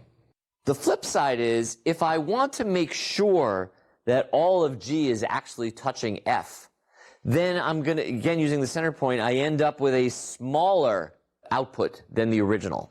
And that's used to be referred to as valid, since all those points were in fact correct. But the problem is when I filter a 55 by 55 image, I really want to get back a 55 by 55. I don't want to get back a 58 by 58 or a 52 by 52. What I want is referred to as the same. So here you see that we put that filter with its middle at the corners, and we get back the same size. So the problem, of course, is what's underneath these pixels here that are sticking out? And basically, when you do filtering, you have to tell the system what you want there. MATLAB has a couple of ways of thinking about how to do this, right? And we're going to use, again, old MATLAB nomenclature, and then I'll tell you about the new one. So there are a couple of different methods. The first method is called clip. Clip basically means I assume that that outside boundary is black. I then apply my filter. So here I can see my filter. And when I pull out the image, you can notice that this thing has gotten kind of dark at the edges. And that makes sense because that black has leaked in. All right? But that's referred to as clipping. Another method is called wraparound, and it's kind of a weird method. It has to do with some Fourier analysis that we'll talk about later. Basically, it says that I assume my picture continues and wraps around, which means that you'll see this stuff filled in here. That's the stuff that comes from this side of the picture. It's easier to see up here, right? These red peppers came from down here, and the yellow straw comes from over there, all right? And that was under assumption that what you were actually looking at was a periodic signal. So if you were looking at a periodic signal, the next thing that would happen would be the stuff that was at the start of it. Well, in filtering, that image filtering, that doesn't work so well. Here I'm going to apply the filter, and then I'm going to cut back to the original size image, and you'll notice that there's some red stuff here. Where did that red stuff come from? Well, it actually came from the bottom because it got wrapped around. There is a method that's called copy edge or replicate, where you just basically extend out, right? So I just extend out the same value. And then I run my filter, and I pull out my picture, and that's reasonable, okay? The replicate method is an easy one, and it gives you a reasonable result. It basically says that the image sort of stays the same. Now, the problem is that the statistics, of course, are different, right? Because you have this nice varying image, and then you make everything be sort of the same going out. So another method is called reflection, okay, or sometimes called symmetric. And what that does is you reflect the image out. And here, I just did that. In fact, here, let me draw right here. Here's the reflected edge. It's actually, if I erase it, hard to see that edge, right? Because I basically, I take the image and I fold it back out again. All right?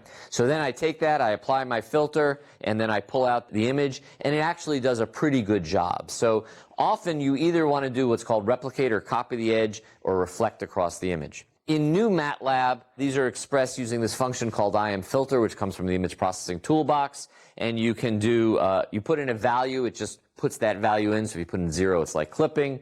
You can wrap around with circular, and then the copy edge is replicate, and reflection is symmetric. And typically, you'll use either replicate or symmetric. So which is your favorite option to deal with edge issues? Load up the image package, read an image, create a Gaussian filter. Remember, Gaussians are special. Now when you apply it, specify an edge parameter. Passing in 0 is equivalent to the default. You can see the black seeping in along all the edges. This is because we passed in 0. What happens if we put in some other number? Try it out. What about circular? If you look closely, you'll see the green seeping in on this side and a little bit of red on the opposite side. Replicate. Replicate is not too bad, no obvious effects. And lastly, symmetric or reflect across edge. Not bad either, actually not too different from replicate. Feel free to experiment with these different options, filter sizes, and sigmas. The reflection method of handling boundary conditions in filtering is good because A, the created imagery has the same statistics as the original image. B, the computation is the least expensive of the methods. C, setting pixels to 0 is quick. Or D, none of the above. Well, C is true but irrelevant. B is false but irrelevant. A is the correct thing. The imagery that you create by doing that reflection has the same statistics, and I guess I should have also written no obvious edge induced, right? When I did that reflection, it was actually hard to see where those edges were. For the very last part of this lesson, we'll do some simple analysis about what different filters will do, and then we'll do more sophisticated filtering later. Here we have a picture. There's the original one on the left, somebody's eye. Maybe you know whose eye it is. And I convolve it with that filter that's an impulse. What do you get back? Well, what do you get when you convolve an image with an impulse? You get the original, and there it is. It's no change. Okay, so when you filter with an impulse, all right? So here's a slightly interesting one. What happens if I've got an impulse, but it's not centered at the reference point, but it's shifted over right by 1? Well, what's going to happen is when I place my filter down in the middle, it's going to go get the pixel from the right and put that down at the reference point. And then I move it over and get to right. Now, whether I get to one on the right or the left will depend upon whether I'm doing correlation or convolution. Remember, correlation, I just move it around. Convolution, I flip it over and then move it around. But what you're going to end up with is a shifted image. So in this case, you'll shift it to the left if you're doing correlation. So by shifting the impulse, you get a shifted function. And that's because the idea is that the center coordinate here is 0, 0. All right, what about this? So now I've got all 1s divided by 9, so it's 1/9, so it sums to 1. What is that going to look like? Well, we've already seen that, right? That's just a kind of a crummy smoothing filter. It's a blur. All right, so I just get out the blurred eye. All right, now comes something really cool. All right, what if my filter is actually the combination of these two? Okay, this is essentially twice the impulse minus the blur. All right, now this is still all linear. So the output of applying this kernel, where the kernel is made up of sums and multiplies, can just be done by taking the sums of the original two outputs. And that would look like this. And you'll notice, I'll show you a better example of it in a minute, that it's kind of sharpened up the image. It's accentuated the differences. And this is drawn something like this. So here, this filter is called a sharpening filter, and it's got these little parts that have to do with the minus, and then the part in the middle. And if I show you this applied to the whole filter, okay, you'll see that. And now so now you know whose eye it is. There's Einstein's eye. And if you take a look on your screen, you'll see that this one is a good deal sharper than the previous one. You have time for a quick story? Okay, sure. Anybody here ever use Photoshop? Raise your hand. In the older Photoshop, or even currently, they have something called the unsharp mask. Okay? And when you apply the unsharp mask, what does it do? It makes it sharper. And you might ask, why would you call an unsharp mask something that makes it sharper? Don't ask. Okay, in the old days, like when you did things in a darkroom, you were playing with light and chemicals, etc., but you're still actually able to add and subtract light. So those of you who've ever seen film knows that film were made out of negatives, right? And so that where it was dark, it would let out hardly any light, and where it was light, it would let a lot, and then it would reflect on, it would be projected onto paper, and then wherever a lot of light hit the paper, it would become black, and that's why you had to make it be a negative. Some very clever photographer figured out the following. Let's suppose I take a negative, and then I put a piece of wax paper over it, and I put another piece of film underneath that, okay? And I turn on the light for just a split second. I will get a blurry negative of the original negative, okay?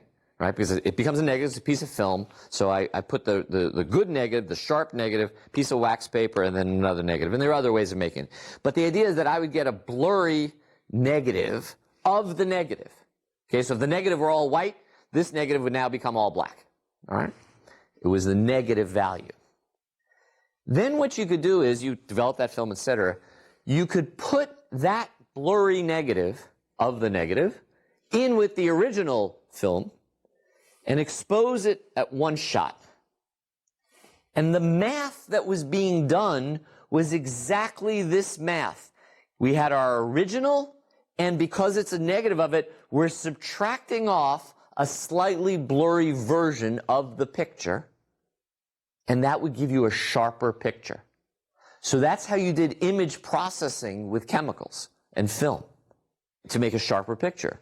And what do you think that extra negative that you made, okay, that was blurrier was called? It was less sharp. It was the unsharp mask. And it would be added to the original picture, and the unsharp mask would yield for you a sharper picture. So now you learn something totally irrelevant because you probably haven't even seen a piece of film. But it is why in software today, unsharp masks make pictures sharper. And now you actually know why the math works, right? You're essentially subtracting off a slightly blurry version of the image. Here's a quick quiz. If a filter's coefficients don't add up to 1, they can be corrected by multiplying by the necessary scale, right? I can just multiply them through by whatever it takes, all right? Or the resulting image could be multiplied by the square root of that number after the operation to compensate for the horizontal and vertical application of the filter. A, true, B, false. Of course it's false. Look, if the thing needs to be multiplied by a 2.5 to make everything sum to 1, then that 2.5 can be applied to the filter or it can be applied to the image, not 2.5 squared or something like that. Because remember, linear scaling, linear multiplication just passes right through these linear operations. So we said, and we talked about this 2 times ago, that Gaussian averaging was a reasonable thing to do if the noise was independent in each pixel and it was centered about 0 so that the noise was created by a Gaussian process. So some were positive, some were negative, etc. And now we've talked a little bit about how they're doing the filtering. But there are other kinds of noise as well, and we need different kinds of filtering. Maybe not a linear filter. That's why it's at the end of this lesson, just to show you something that's not linear but an effective filter. Okay, so on the left here we have that pepper image with a little bit of Gaussian noise added, and on the right we have the pepper image with the salt and pepper noise. Different peppers. Peppers as in good peppers to eat, with salt and pepper noise, which spicy pepper black. The question is, what kind of filtering might you need to use on the right-hand side? Okay, so the way to approach this is to remember that our other assumption about images, right, is that the underlying image changes slowly around the pixel.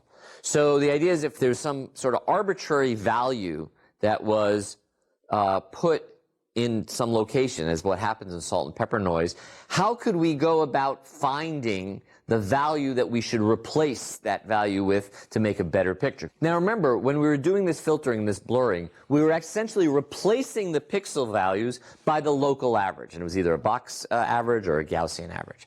And that was fine when the noise was not a huge amount of noise, and it tended to go to 0. So by averaging, you tend to average away the noise and to get about the right value of the pixel. But if a few sort of totally random values are being injected into your image, you really need to do something different.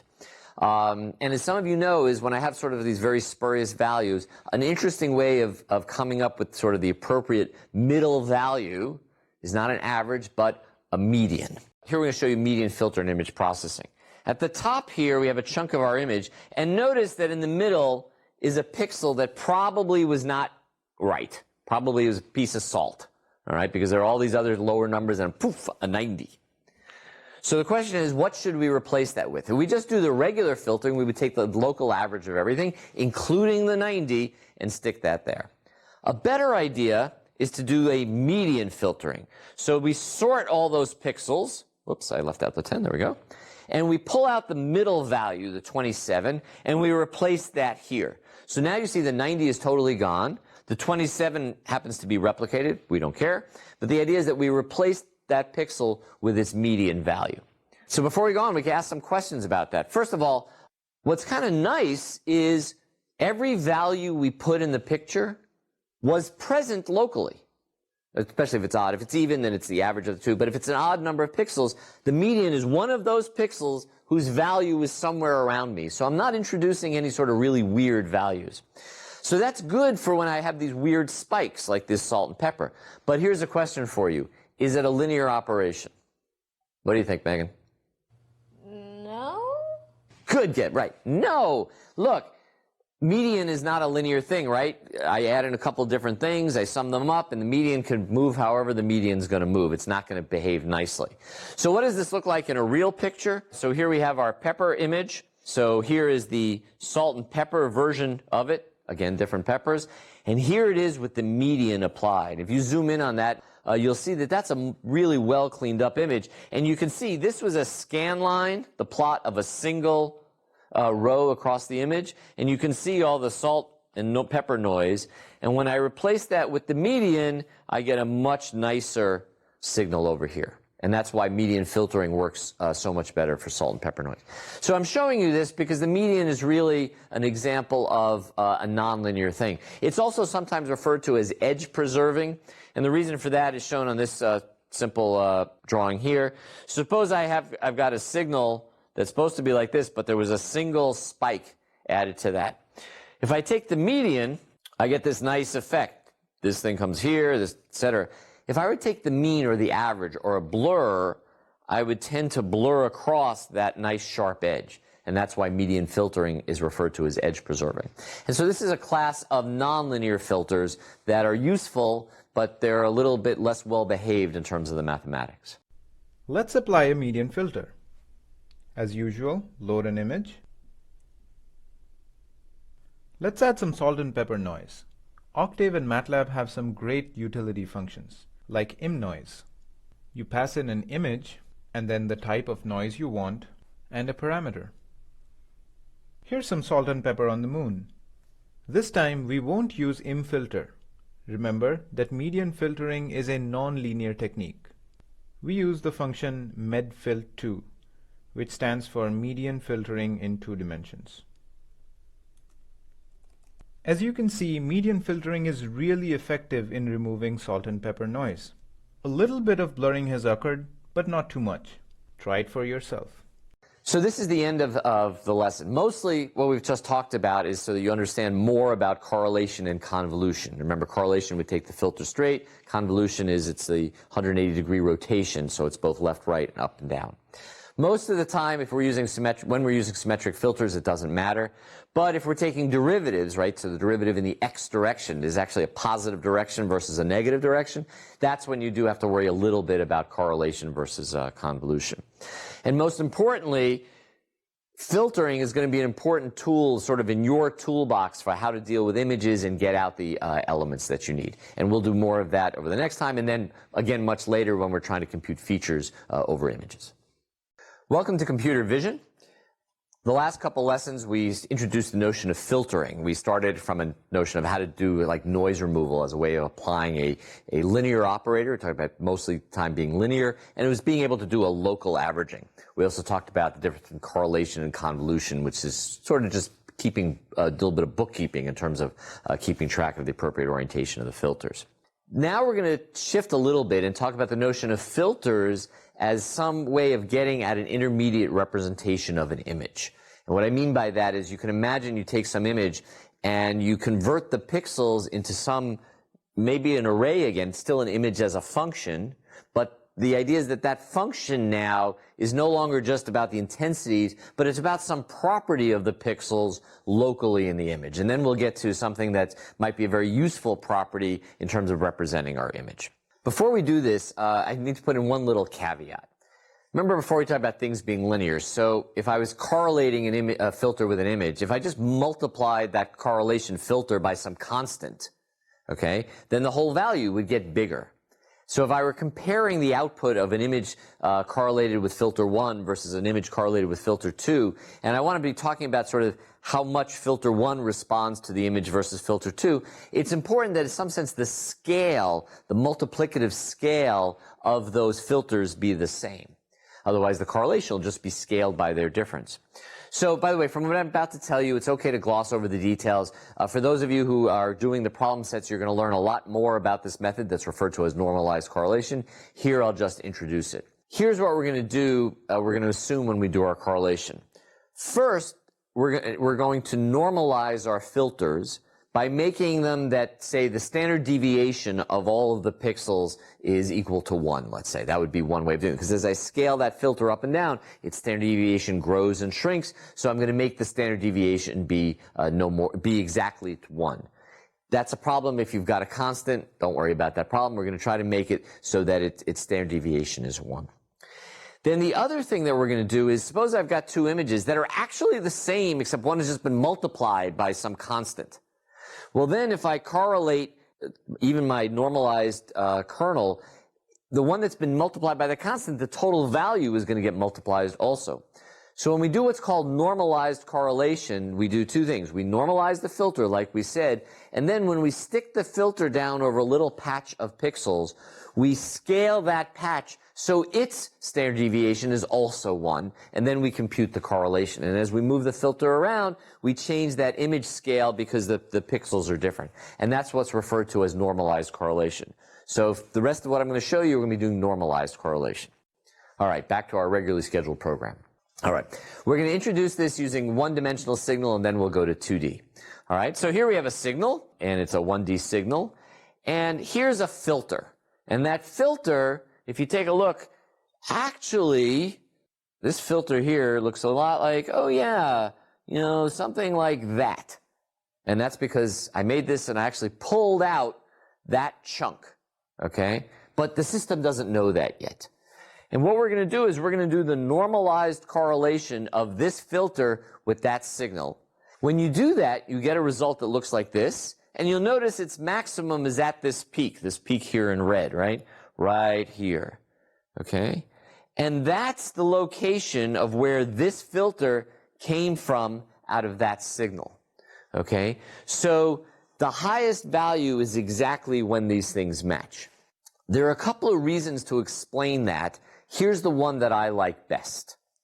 Pretend for a moment that both of our signals were normalized so they were sort of shifted so that they were about 0. So sometimes they went positive and sometimes they went negative, okay? And remember, we've got the scale being approximately the same because they scale up so the standard deviation is 1. If I take one filter and I lay it over the image and I'm going to multiply them and then sum them up, remember, some of my values are positive and some of them might be negative. I realize this is the first time we've talked about negative signals. In fact, on the drawing here, you'll notice it's 0 in the middle. But if I've got positive numbers and negative numbers, and I've got positive numbers and negative numbers in my filter, if I want to do a multiplication and have it come up as high as possible, when does that happen? Well, the obvious intuition is, well, whenever my pixels in the image are positive, I want my coefficients in my filter to be positive. Because positive times positive is what, Megan? Positive times positive? Yeah, positive. And what do I want where the image is negative? I want the filter coefficients to be negative also, right? Because negative times negative is what, Megan?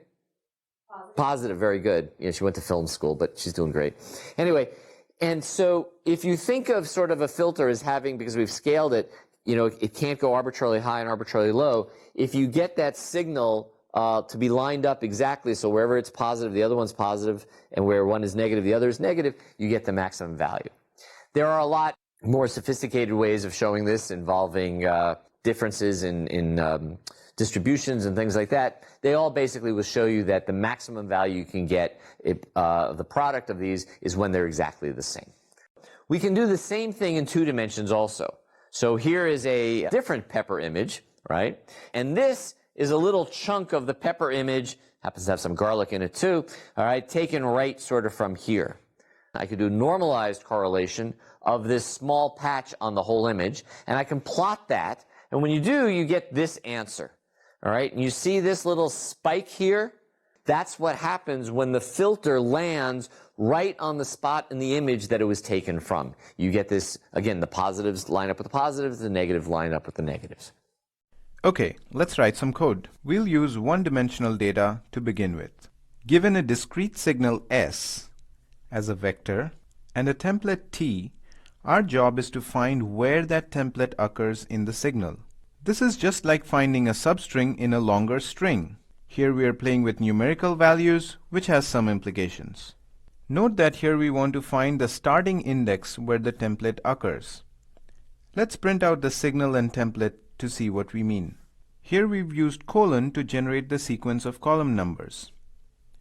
Size of S, 2 is the number of columns in S. Let's see what the output looks like. The top row here is the column numbers. Can you find the template? Yes, it is located here, starting at index 5 in the signal. So this is what I want you to do. I want you to write a function, find template 1D, that takes two parameters t and s, the template and signal. It should return the index where template is found in s. Once the index is found, we should be able to display it. Let me get you started with some template code. By the way, you most likely need to use the image package. Make sure you test out your function with different signal and template values. When you submit your code, your function will be evaluated against other test sets. As you might have guessed, we want to use normalized cross-correlation. This correlates the template t over the signal s and returns a normalized set of values. You can find out the maximum value in this result set using the max function. This corresponds to the best match location. When given two output arguments, max can actually return the index of the max value as well. Isn't that what we wanted? Let's look at the result. So we see that the returned index is 7, but the correct answer should be 5. What happened? The correlation function actually starts comparing from the first point of overlap between the template and the signal. Here the template has 3 elements. So comparison starts where the third element overlaps with the first element of the signal, and the window moves from that point forward till the end and beyond. The operation stops at the last point of overlap. Let's look at the values of C to figure out if this is really the case. We use the same trick here to display column numbers. And let's comment out other output code for clarity. As we can see here, we have 16 values. Our signal had 14. The first two coefficients are from positions where the template was partially outside the signal. Therefore, index 3, which is the length of the template, corresponds to the first position in the signal. We have to account for this offset when returning the index value. One way to think about this is that the index value returned by max is the raw index. In order to get the correct index, we need to subtract the size of the template and add 1. Let us restore our original output lines and look at the output. Now we have the correct index, 5. This is the starting position of the template found in the signal. Let's try a different template. Alright, as expected, the template is found at position 7. Note that we are not constrained by templates that have exact matches. For instance, we can try a template that only partially occurs in the signal. Quite impressive. The template is found in the correct position, even though there is a mismatch. A partial mismatch would result in a correlation coefficient that is less than 1, but it might still be the maximum across all other elements. Let's continue exploring this idea of using filters as templates of what we want to find in 2 dimensions. Okay? So a template is a thing that you give me and you say, I want you to find something else that looks like this, and we're going to do that through filtering. And here's a nice example, courtesy of Kristen Grauman as well, I believe, although I'm not sure she made, that's one of the, by the way, this is early in the class. You're going to see a lot of slides that have somebody's name next to them, because I've got them. And then what I later discovered is many of these slides came from other people and from other people. So the name that I put down is the name that I was able to track it towards, and the rest of us on the internet were just making our way. All right. So here's a very simple example. So here we have a scene on the left, and we've got this template on the right. All right. So this is the thing that we want to find. And you look over here and you say, oh, I see where it is. It's right over here. So what we would like is our system to spit out something like this. Say, aha, here's my little green box. Well, what we can do is we can actually do this through a normalized correlation. If I take that mask kernel template on the right and I do a normalized correlation with the image on the left, what I get is a map or a correlation image that looks like this. Okay? And you'll notice that where black lies over black and white lies over white, you can think of that as positive and negative. So I get some brightness over here and some brightness over here, but my really bright spot is right there, because that's the template having landed in the right place. So that's how you're using correlation in order to do this detection, because now we're thinking of filters not so much as doing an averaging or a blurring, but as actually being a template that we're looking for. I bet you're itching to do this yourself. Here's the function I want you to define. Find template 2D. It takes a template and an image as input and returns the x and y coordinates where the template is found in the image. I have just the image to test this out. I'll cut out a glyph from this tablet, which will serve as our template. Remember, you want to find where the top left corner of the template occurs in the image. Also note the order of the returned coordinates, y, x. As before, we use normalized cross-correlation. Since the image is a two-dimensional matrix, we need to be careful when finding the maximum. Simply writing max of C would compute the column-wise maximums. Indexing C with a single colon flattens it. Therefore, max of C colon would compute the image-wide maximum. We use a slightly different trick to find the location where this maximum occurs. The find function directly returns the row and column, that is the y and x coordinate of the desired location. Remember that these are raw indices into the matrix of correlation coefficients. We need to account for the offset by subtracting the size of the template along the appropriate dimension and adding 1. And that's it. Let's see what y and x values we get back. Alright, 75, 150. Isn't that where we cropped out the glyph from? Indeed, those were the top and left coordinates. We can do some additional plotting to make the result more intuitive. Here we first show the original image, and then we plot a red plus on top of it where the template was found. Since this is not a fully interactive environment, we have limited plotting capability. In a local installation of MATLAB or Octave, you can do a lot more, like draw a rectangle where the template is found. So those of you that are old enough will remember, and especially if you're from the United States, you remember that for a while there was this whole bunch of books out there called Where's Waldo? And they would give you a scene that looked like this on the left, and your goal was to find, here's Waldo right here, kind of blurred up, hard to see, that would be my template maybe, and I want to find Waldo. And if you take a look at this, can everybody see where Waldo is? Well, he's right there, okay? And we go back there, okay? You can see him. Okay, there he is. All right. So the question is, how could you do this doing the template matching? Well, we would do the same thing before. We take our image, we take our little template, and maybe you can see over here on this correlation map, all right, there's that bright spot right there. And you'll notice that everywhere else it's hardly bright at all, but right there, that's that bright spot. Besides looking for Waldo, what is template matching good for? Let's look at some cases. Can you find lines in an image with templates, including vertical, horizontal, and diagonal lines? How about faces, some small and some large? Icons on a computer screen. Can we use template matching to find cracks and fissures in metal components? This is actually something that computer vision is successfully used for in real assembly lines. Mark the situations in which you think template matching can be fairly successful. Since lines in an image can be of different lengths and orientations, you cannot come up with a single template to find them. Although you can use a bunch of templates at different orientations to find parts of lines, there are much better options for this purpose. Template matching is in general not suitable for finding arbitrary lines. The case for finding faces is arguable. Again, due to the possible size differences, you cannot come up with a single template.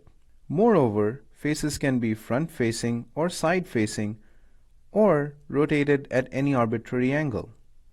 Either answer is correct, although, as we'll see, there are much better ways for doing this as well. Finding and recognizing icons on a computer screen is a fairly predictable task. This is because icons are usually shown upright, and their size is from a limited set. Therefore, template matching is suitable in this case. Cracks and fissures hardly have a predictable shape. Therefore, they cannot be detected by template matching. Are there any other good uses you can think of, or cases where you're sure that template matching is bound to fail? Share with your peers on the forum. And in fact, that's shown here. So it says, what if the template in the scene is not identical to some subimage? So here we have a scene and we have a template. Well, it turns out that the best location of this template in this scene is right there. It actually finds the same car. Now you have to worry about scale and orientation and all that stuff we're going to talk about later in the class. But even though the cars are quite different, the fact of the matter is it has sort of bright stuff here and dark round things there. This has bright stuff there and dark round things there. So as a template, it's not awful. So that's using these filters as templates. Here's a question for you. Would this method actually work for finding Waldo in most pictures? A, yes, normalized correlation is a powerful thing. B, no, we don't actually have the right template. C, partially. Explain how. Whenever I ask you that, the answer is always partially explain how. And here's why. Yes, normalized correlation is powerful if you happen to have the template. And in here for Waldo, we had the exact template. How do I know? I actually cut it out of this picture to begin with, and I made a template out of it. But if I don't know what Waldo's going to look like, all right, so he's got that same dumb hat and the striped shirt, but he could be bent over, etc., whatever. I don't have the exact right template. But now think about stepping back and blurring it just a little. So there's kind of red stuff up here and reddish, whitish, pinkish stuff down below. So your template is sort of close. So you might actually be able to get some candidate examples. And actually that ends this lesson. Essentially, we're using filters to localize interesting areas in the image that have some sort of property that makes the filter respond well. So what we're going to do going forward is we'll use some special filters to compute some functions like smoothing, but also to sort of find strong responses just like the templates. And we'll do that actually in the next couple of lessons.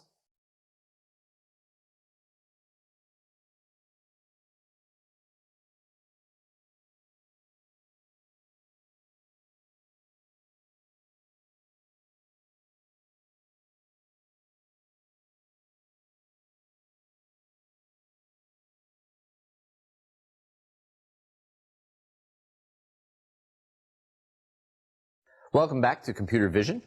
The last lesson, we started talking about filtering as a way of finding a specific pattern in an image. We talked about template finding.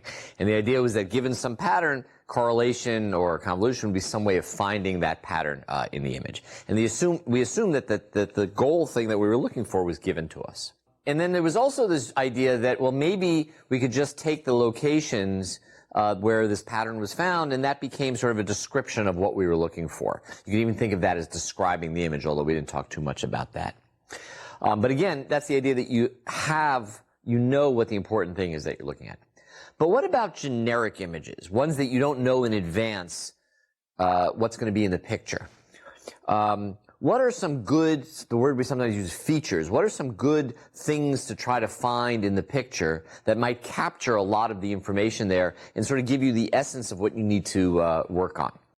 So to get some insight into this question, I want to show you some very greatly reduced images, which are still going to be meaningful, that is, you know what's going on to me and you. So normally when I do this in class, what I do is I say, raise your hand when you can tell me, if you can tell me what's in the picture. So I would show them this.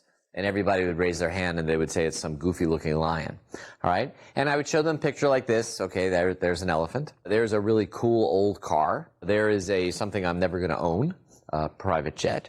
But what you can see about these pictures is there's actually not a lot of pixels being used in these pictures of different grayscale values. Instead, somebody's just sort of drawn in the edges. And yet, that conveys to you a lot of the information. So the idea is that, in some sense, edges in an image seem to be important. They seem to convey something about what's going on.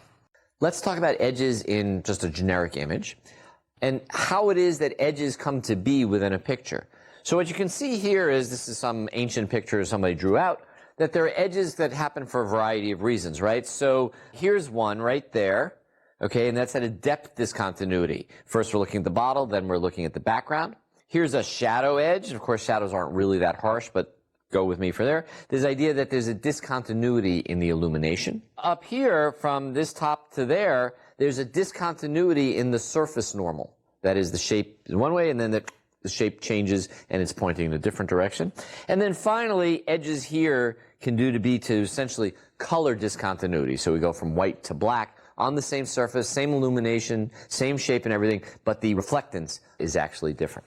So that's what edges look like. We can look at them in a real picture. I think this is UT Texas, which would mean that, again, this was stolen from Christopher Grumman as well, borrowed.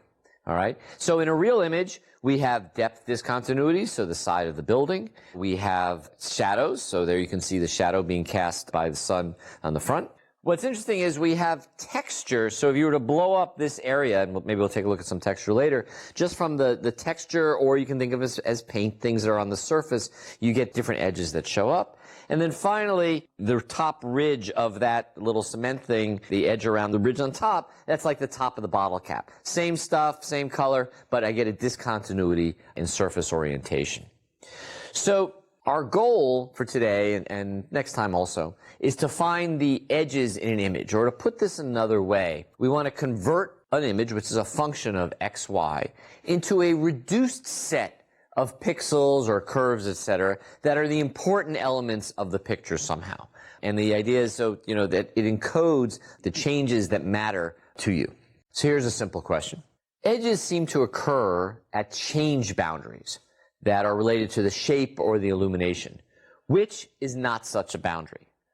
An occlusion between two people, so I'm here and somebody else is there, and there's an occlusion between me. A cast shadow on the sidewalk, a crease in a piece of paper, or a stripe on a sign. Well, as we said before in the picture of that bottle, this last one, a stripe on a sign, that's not actually due to a change in any of the physics of the shape or the illumination. It's actually due to a change in the reflectance function.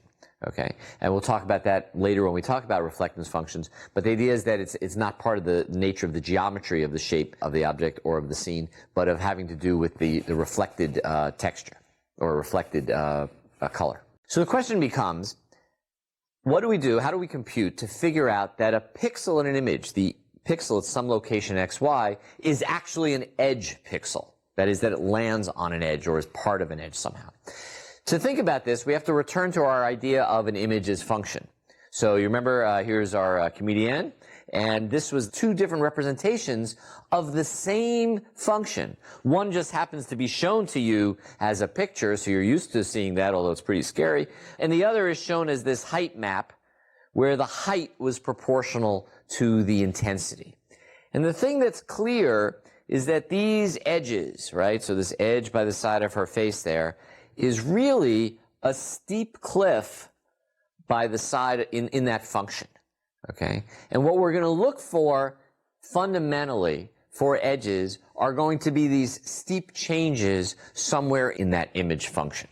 So it sounds pretty simple, okay? In some little local neighborhood, can I determine that I'm at a location where there's going to be a very strong change? Doesn't seem so hard. Well, there are two things that we have to sort of answer in order to be able to do this. If we're trying to look at a neighborhood with strong signs of change, we have this question of, well, how big is a neighborhood? And then, what do you mean detecting change? How much of change is change? And how are we going to determine exactly where that change is? So here's an example of a function, and the idea is that, probably the edge might be thought of as like that. Our first problem, of course, is we don't get to do that. We have to pick the pixels that we say are the edge, right? We don't get to say it's between, well, we could say it's between pixels, but we tend not to do that, right? So the idea here is that the 80s are on one side and these 20s and 30s are on another side. So we have to try to go about finding those. Change is going to be about what when we talk about functions? Well, change is going to be about derivatives, all right? And this is why we're going to be able to talk about derivatives with respect to our functions. So here we have a very simple image. And I'm going to show you a plot here of a horizontal row. So if we just take a row and we were just plot it, you'd say it starts out high, and then it comes down smoothly, and then it goes back up again. All right, so this is a nice, smooth image. Well, as you remember, when you were taking a look at change back in calculus class, you would take the derivative. If I apply the derivative to that function, I would get a function that looks like this. So this is the first derivative of that scan line. And these edges, which are these edges, correspond to these extrema of the derivative. That is, here's somewhere down here is where the maximum negative slope is, and somewhere over here is where the maximum positive slope. This is the maximum negative, that's the maximum positive. So finding edges is going to have something to do with finding peaks in the derivative.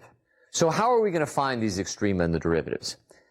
Well, the same way we found other things, right? How do we find Waldo? We ran some filter, we applied some filter and looked for its response. So we're going to filter our image with the appropriate, the word is operator, in order to find these peaks in the derivatives. So let's talk about differential operators. Okay, so a differential operator, when applied to an image, it returns some derivative. Okay, and we're going to model these operators as filters, as masks, as kernels that are going to compute that image gradient function. All right, and then we're going to threshold this gradient function to select the edge pixels. All of which brings us to the question, what is a gradient? All right, so here you got to go way back in your mind there somewhere for those of you, and I guess I make too little. I mean, many of you are heavily involved in the getting your degree or your courses, and you've been taking all these math courses. If so, I apologize for being so pedantic. For those of you who haven't looked at a calculus course in a while, we're going to have to remind you a little bit about multivariate calculus, okay?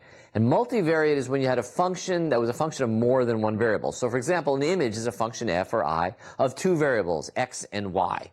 And when I have functions that are a function of more than one variable, I can take what's referred to as a partial derivative, the derivative in the x direction or the derivative in the y direction. And the gradient is the vector that's made up of those derivatives. So let's take a look at this for images. So I'm going to write this as the gradient of an image, and this is that operator that I'm going to use to show the gradient. In an image, it's just a two-vector made up of the partial of f with respect to x, the gradient of the image in the x direction, and the partial of f with respect to y. Okay? So here's an image, and as you can see in this image, it's only changing in the x direction. So its gradient would be whatever the change is in the x direction and 0 in the y direction. Likewise, here's an image that only changes in the y direction. Now, in this case, I'm talking about, I was drawing the arrow in this way. We can either think of y as going more positive as you go down. We talked about this. Or you can just say that this is the direction of the gradient in the sense that in this direction is where it's getting brighter. Okay? So in this image, my gradient would be 0 partial of f with respect to x, but I would have partial of f with respect to y. And normally, of course, I have change in both direction, and that's the gradient itself. It's the partial of f with respect to x and the partial of f with respect to the y. And it has both a magnitude, how quickly things are getting brighter, and also you can see there's this angle, which is sort of the direction of that gradient. And the gradient of a function is the direction of most rapid increase in intensity, and the magnitude of that vector is how much it's changing as a function of a unit step in that direction. Here we're just expressing all of this mathematically. The gradient is given by the two partials. The direction can be computed by just computing the arctangent. That is, the arctangent of the change in y over the change in x. Computer people amongst you should probably use atan 2, so that if the partial of f with respect to x is 0, that your machine doesn't explode. And then we can also talk about the magnitude of the gradient, which is just the magnitude of these sum, and that's telling you how rapidly the function is changing, which of course is clearly going to be related to something to do with edges, because remember we said at edges we get steep cliffs where things change tremendously. So we're going to look for large magnitudes of gradients when we're finding edges. So, quick quiz. What does it mean when the magnitude of the image gradient is 0? The image is constant over the entire neighborhood. B, the underlying function is at a maximum. C, the underlying function is at a minimum. And D, either A, B, or C. It's A, B, or C. If you remember from calculus, right, when you have a function, when it gets to the maximum, it's neither going up nor down right there, right? So the gradient, the slope, is 0. So I have a function, so I have an image that's got a nice bright spot, and I'm at the spot that's the brightest, right? The gradient is going to be 0. Likewise, if I'm in a hole and I'm at the part that's darkest, the gradient is going to be 0. And of course, if the entire image is 118, okay, constant, there's no change anywhere, or just over a neighborhood, also the gradient would be 0. So the gradient is 0 in any of these three cases. So look, so what we were just talking about is fine for calculus class where you got all those fancy little Greek symbols, and you probably by now wish you were paying a little more attention to those Greek symbols. But the question is, how do we do these things in a computer where we don't get to do continuous math? So to do that, we have to talk about discrete gradients. So in continuous math land, the partial of f with respect to x is just this limit, right? So we move a little bit in the x direction, epsilon, subtract off the original one and divide by epsilon. And when we let that limit go to 0, that becomes our derivative. But in discrete world, we can't move arbitrarily close. We have to take what are called finite differences. So what we're going to do is we're going to talk about approximating our partial by some finite difference. So the simplest finite difference is this one, right? I take one step in the x direction, and I see what the value of the function is, and I subtract off the original, and I divide. How big was the step? Just one, so that just becomes this value. So we say it's approximately f of x plus 1 minus f of x, okay? And that's called the right derivative. You get it? Because it takes step 1 to the right. Oh, wait. 1 to the right. Yeah, right, left, for those of you who aren't looking at this thing in a mirror. Okay? In order to talk about the right way to think about these derivatives, let's take a look at our finite differences a little bit more. So here we have a picture of the striped duck that David puts in his book very often, David Forsyth. And you can see here we have this, it's a zebra, okay? So we have this picture of the zebra, which has all these stripes on it. And over here we have one of those finite difference images. First question, is this the finite difference in x or in y? Well, let's take a look. Here I have these nice kind of almost vertical stripes, and as I go across, you can see that I get a bright value and a dark value and a bright value and a dark value. So in other words, as I'm seeing changes going horizontally in x, I'm getting different values of whatever this finite difference is. But across here, I have hardly any changes in x and only changes in y, and you'll notice this is not a very strong signal there. Okay, so this is going to be a finite difference in x. One of the things that might be bugging you about this is on the right-hand side here, I'm showing you an image that has positive numbers and negative numbers in it. So here's the deal. Normally when we display an image, we make 0 black and some other number white. Or we say some minimum value is black and some maximum value is white. Oh, I didn't say it has to be 0, it has to be some minimum. So I could make like minus 128 be black and plus 127 be white, or minus 20, and I could make 0 be gray. So what you're seeing here on the right is what's referred to as a gradient image, where gray is 0, white means positive, black means negative. This is sort of mess you up in doing some of the problem sets, etc. But remember that the display of an image is just for convenience for me and you when it's a mathematical function like this. Here's another example of partial derivatives. So here we have another animal that tends to have stripes, although I would not get as close to this one. So first question, which one's the x and which one's the y? Well, let's see. Again, we have some vertical stripes here, and we see them right there really strongly. So that changes as you go to the x. They don't show up over here so much, but here we have horizontal stripes, all right, that show up nicely. You probably figured out by now that on the left-hand side, we have the partial with respect to x. On the right-hand side, the partial with respect to y. And in fact, if you take a look at this, you'll see that, and I'm going to make sure I put these in the right way, is that when I get to this edge right there, which is this edge right there, that as it gets brighter, that value goes high. So the filter that I'm using here is this -1 + 1 correlation filter. I take the value to my right, subtract off the one from my left, and that's the value. And now correlation versus convolution matters, because if I swapped it around, things would be different. On the y side, it's also going to be +1 or -1, but I write it like this. And the reason that I do that is one of these is the filter that you would use for computing the y gradient. But whether it's the one on the left or the one on the right will depend if whether in your universe you make y go up positively or you make it go down positively. And that's a choice that you get to make. You can put the origin of your image in the top left-hand corner, like computer scientists tend to think about them, or in the bottom left-hand corner, like mathematicians for thousands of years have done that. Only computer scientists would screw with that, but we did. So you'll probably have to figure out which way y is in your world and then apply the right filter. By the way, I can take the magnitude of this, that is just take the sum of the squares and take the square root, and I would end up with a picture that looks like that. And that should start to give you a hint as to where we're headed, because that looks an awful lot like an edge image. So those are our discrete gradients, but now we said we wanted an operator, right? We want a mask or a kernel that can implement these gradients. So here's an example of an operator, H, and I'm going to use 3 rows, and I'll tell you why in just a minute. For now, we only have these 2 columns. And so the question is this a good operator? No. No, it's not a good operator. Why is it not a good operator? Well, there's a couple of reasons. One of which is there is no middle pixel. So it's hard for me to say that this pixel's value, because the question is, what's special about the right? It should be, I could also be able to go to the left. So if I wanted to do that, what might I do? Well, I might do an operation that looks like that. I'm going to go to the right here and the left there. Now you might ask yourself, why is it a plus a half and minus a half? Why is it? No, ask yourself. Don't ask me. Well, okay, here's why. It's the average of the right derivative and the left derivative.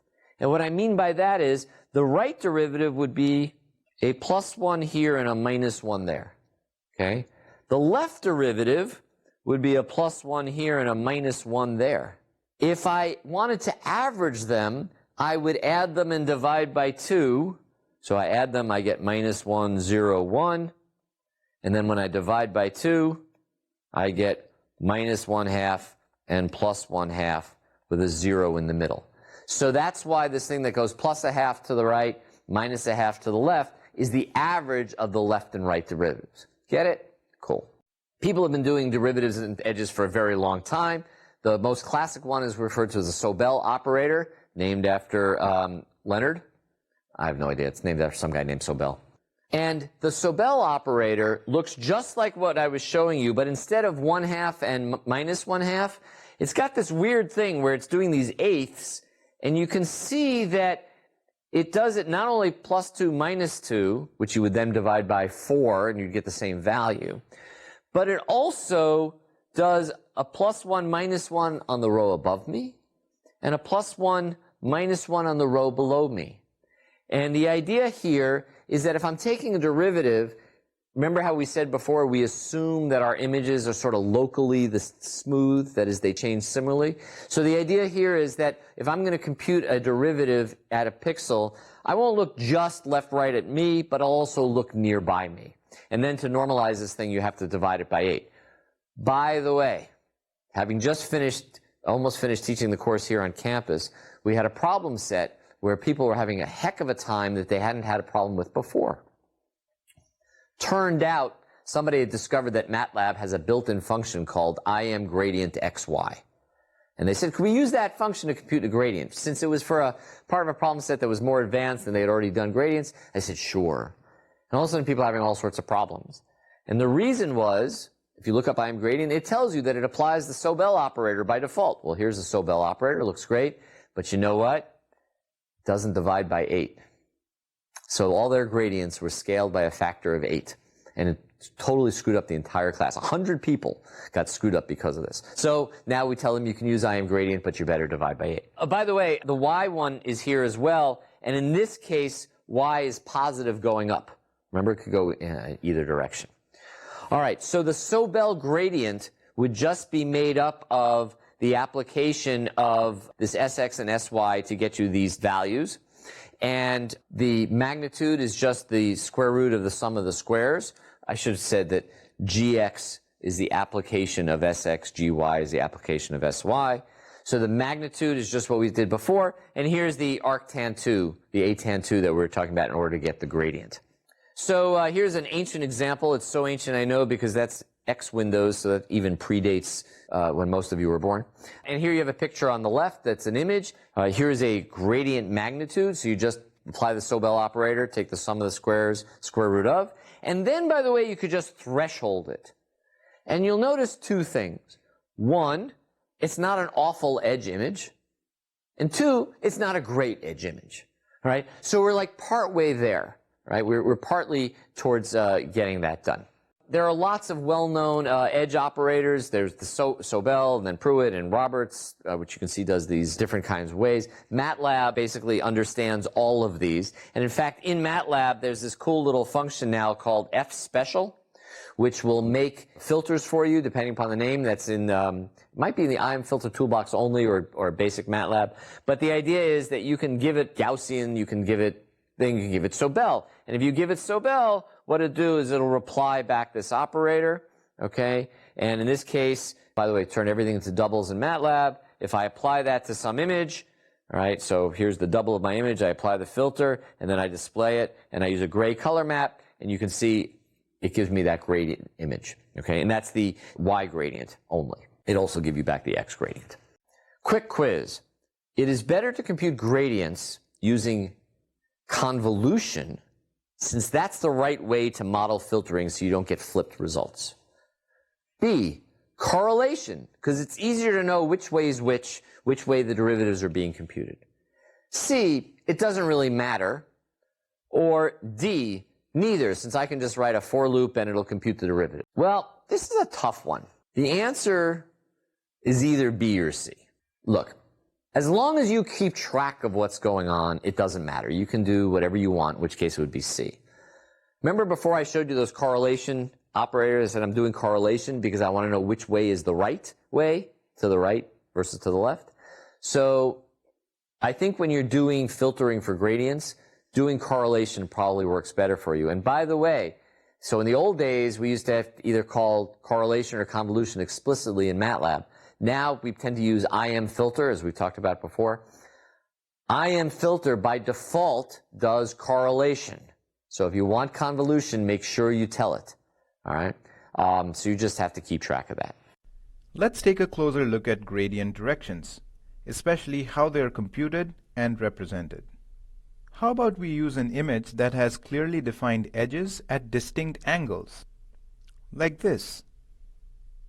Note that we convert the image to double type after reading and scale it down to a 0 to 1 range. This makes it easier to track down numerical issues that may crop up. It also makes it convenient to display because IMShow assumes a 0 to 1 range for double images. MATLAB and Octave have a direct way of computing image gradients. IMGradientXY is the function. It returns a pair of matrices, the first one being the gradient in x direction and the second one in the y direction. I'm pretty sure the default filter used is Sobel, but you can also mention it explicitly. Let's try to visualize the gradient images. But note that IMGradientXY does not normalize the gradient images. Therefore, we must scale them to the appropriate range. Now, why do we need to add 4 and divide by 8? To understand this, let us consider the Sobel operator, which looks like this. Now, what happens when this filter interacts with an image or an image region that is black on the left-hand side and white on the right? All these negative coefficients, they get multiplied by 0 and cancel out, whereas these positive coefficients get multiplied by 1 and sum to 4.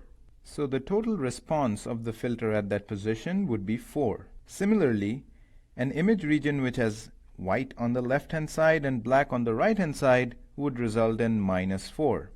So our gradient values are in the range -4 to +4. If we add 4 to each of these values, the range shifts to 0 to 8.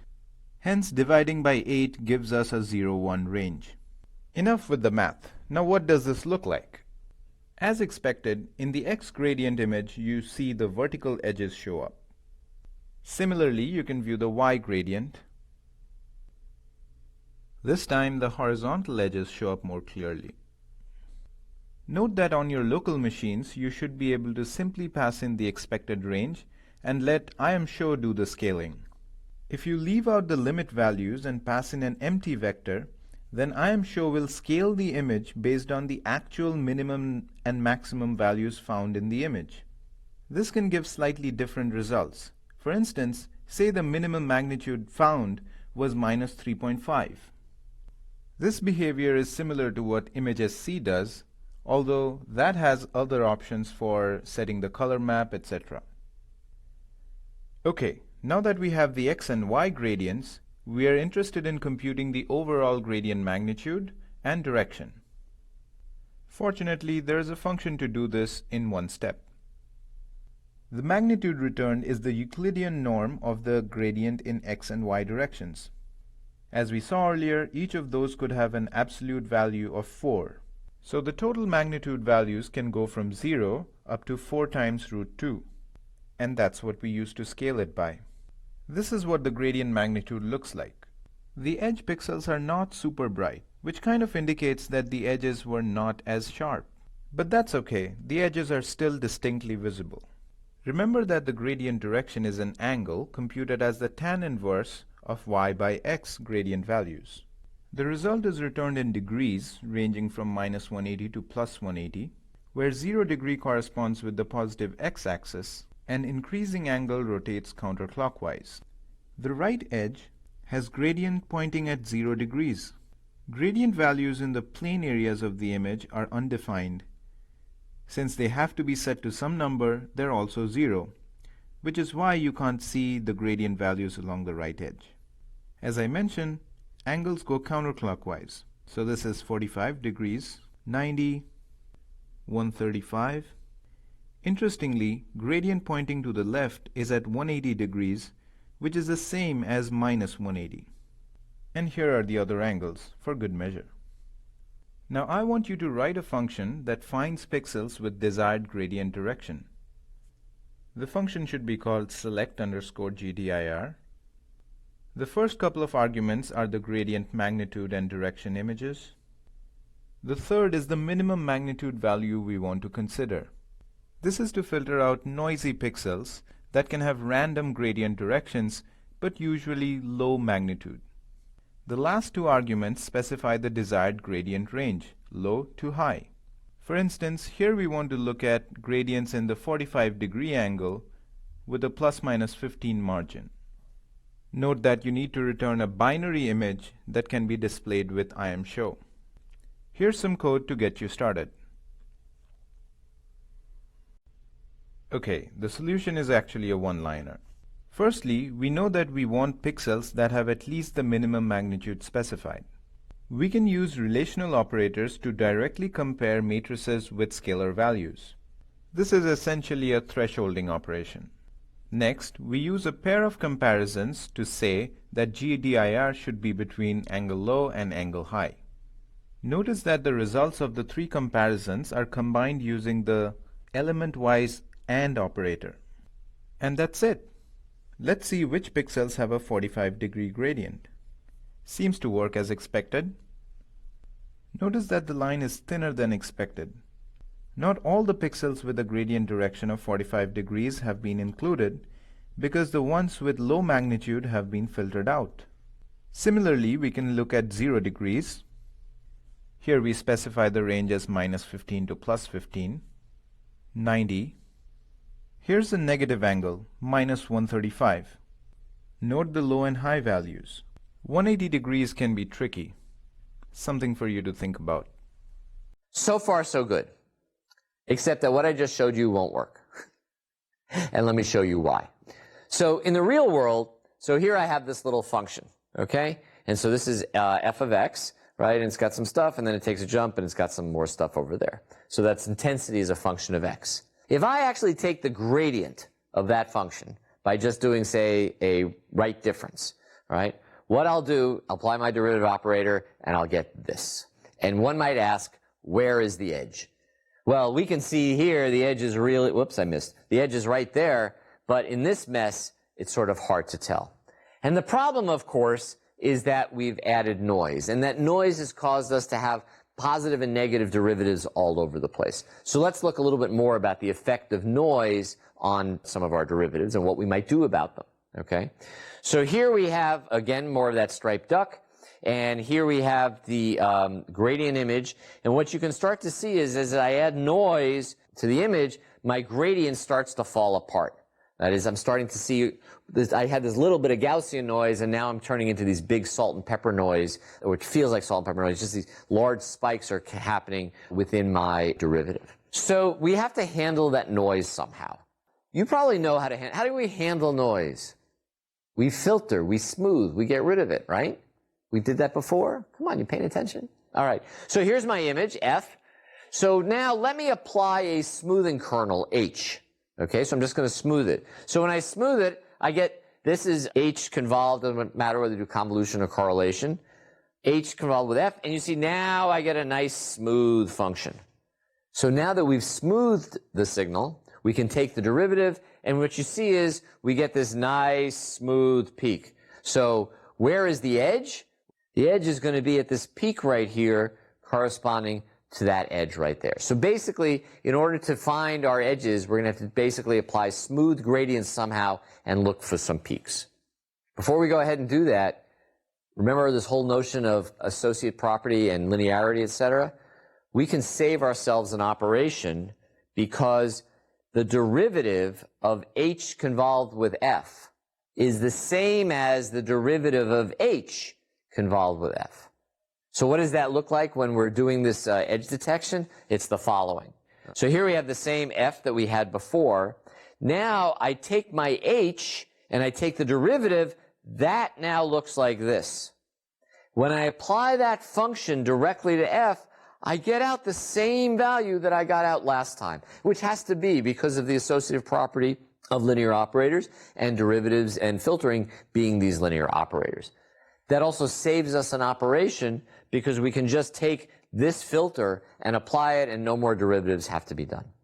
All right, so last question, okay? So we have these nice peaks.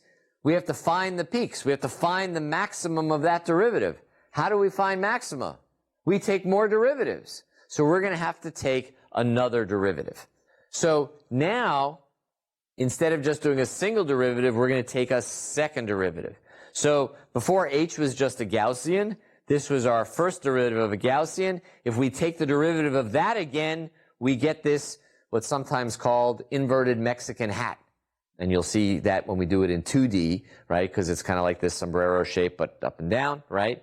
When we apply that operator to the image, we get this nice zero crossing with this strong slope.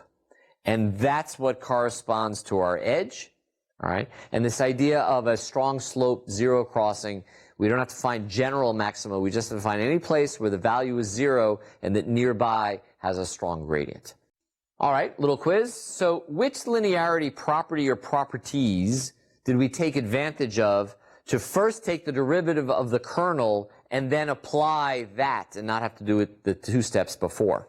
Okay, A, associative, B, commutative, C, differentiation, D, A, and C.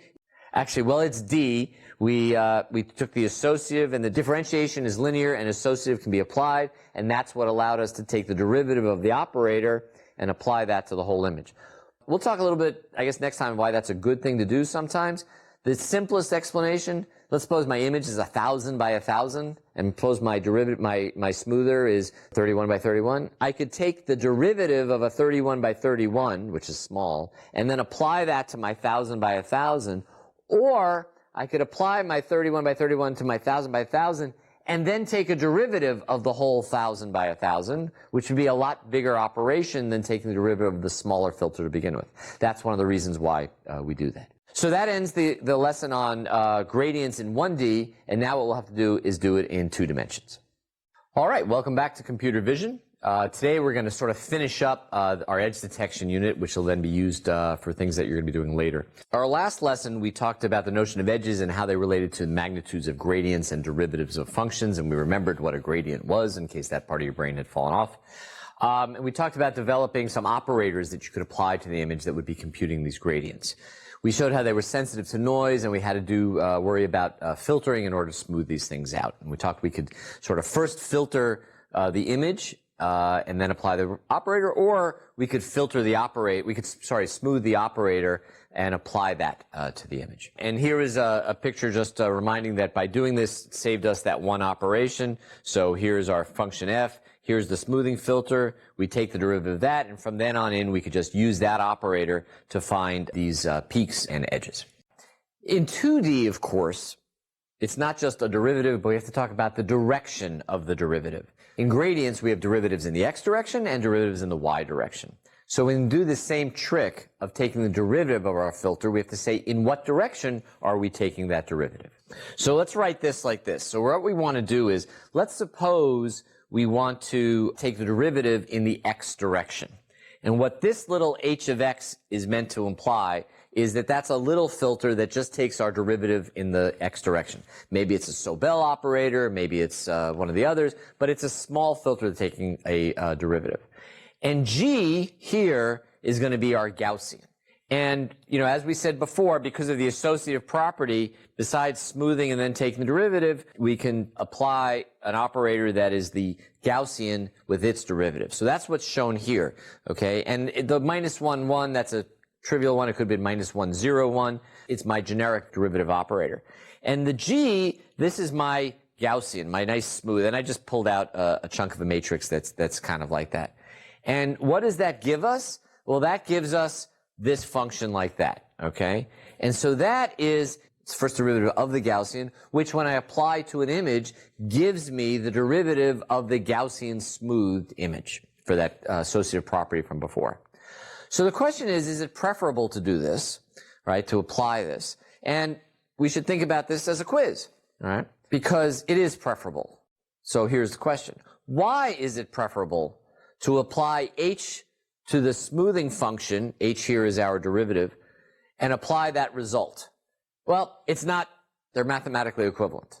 B, since h is typically smaller, we take fewer derivatives, so it's faster.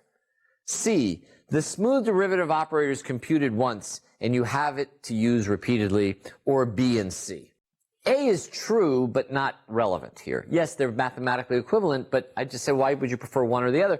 Well, both B and C are reasons why you might, right? They're just basically filters you have around. I want the gradient in the x direction. Here's my filter. I'll just apply it. And it just makes it an easier way to do that computation. You know, going forward, you may decide that you've got different smooth images already, and you're just going to take the gradient, so you just do that directly. Fine, you know, B contrary, that's okay, because A is true. They are mathematically equivalent. So like I said, when you do this, you end up with this gradient function. And of course, we do this both in the x direction and the y direction. And, you know, we now have this problem of correlation versus convolution. Well, if this is the x direction, if x goes positive this way, this is a correlation filter. By the way, this picture is what this looks like as an image. Okay, so there's 0 values on the outside, that's these gray, and where it goes negative is negative, and where it goes positive is positive. In the y direction, which way is positive is always a problem because, like we said, y can go up or y can go down. You know, the main issue, of course, is that it goes vertically. So those are our two operators. So that's how you would use a Gaussian in order to get some smooth derivatives. But there is this question of how big a Gaussian should we use? You might remember from filtering that we could pick different size Gaussians, and here again is the F special being used to get different sigmas, and what happens is you get more or less smooth versions of the image. The same is true when we compute derivatives, right? We can change the sigma, the size of the Gaussian, and when you do that, you'll get sort of enhancing the magnitudes of these derivatives as a function of sort of how quickly the image varies over space. All right, so with a small sigma, all of this fine texture in here shows up everywhere in here. In fact, even this little texture in here shows up in there. But if I use a bigger sigma, okay, so this area here, you see there's a whole lot less going on there because we smoothed away most of that small variation. So one way of thinking about this, smaller values, finer features are going to be detected, and larger values, only the larger scale edges will be detected. Now that we know how to compute smooth derivatives and gradients, we can return to the question of how do we actually find the edges. And fundamentally, it's a multi-step process, right? You're going to create smooth derivatives to suppress sort of a little bit noise, and we're going to compute sort of the main gradients. Then we're going to threshold that gradient somehow to find sort of significant areas of change.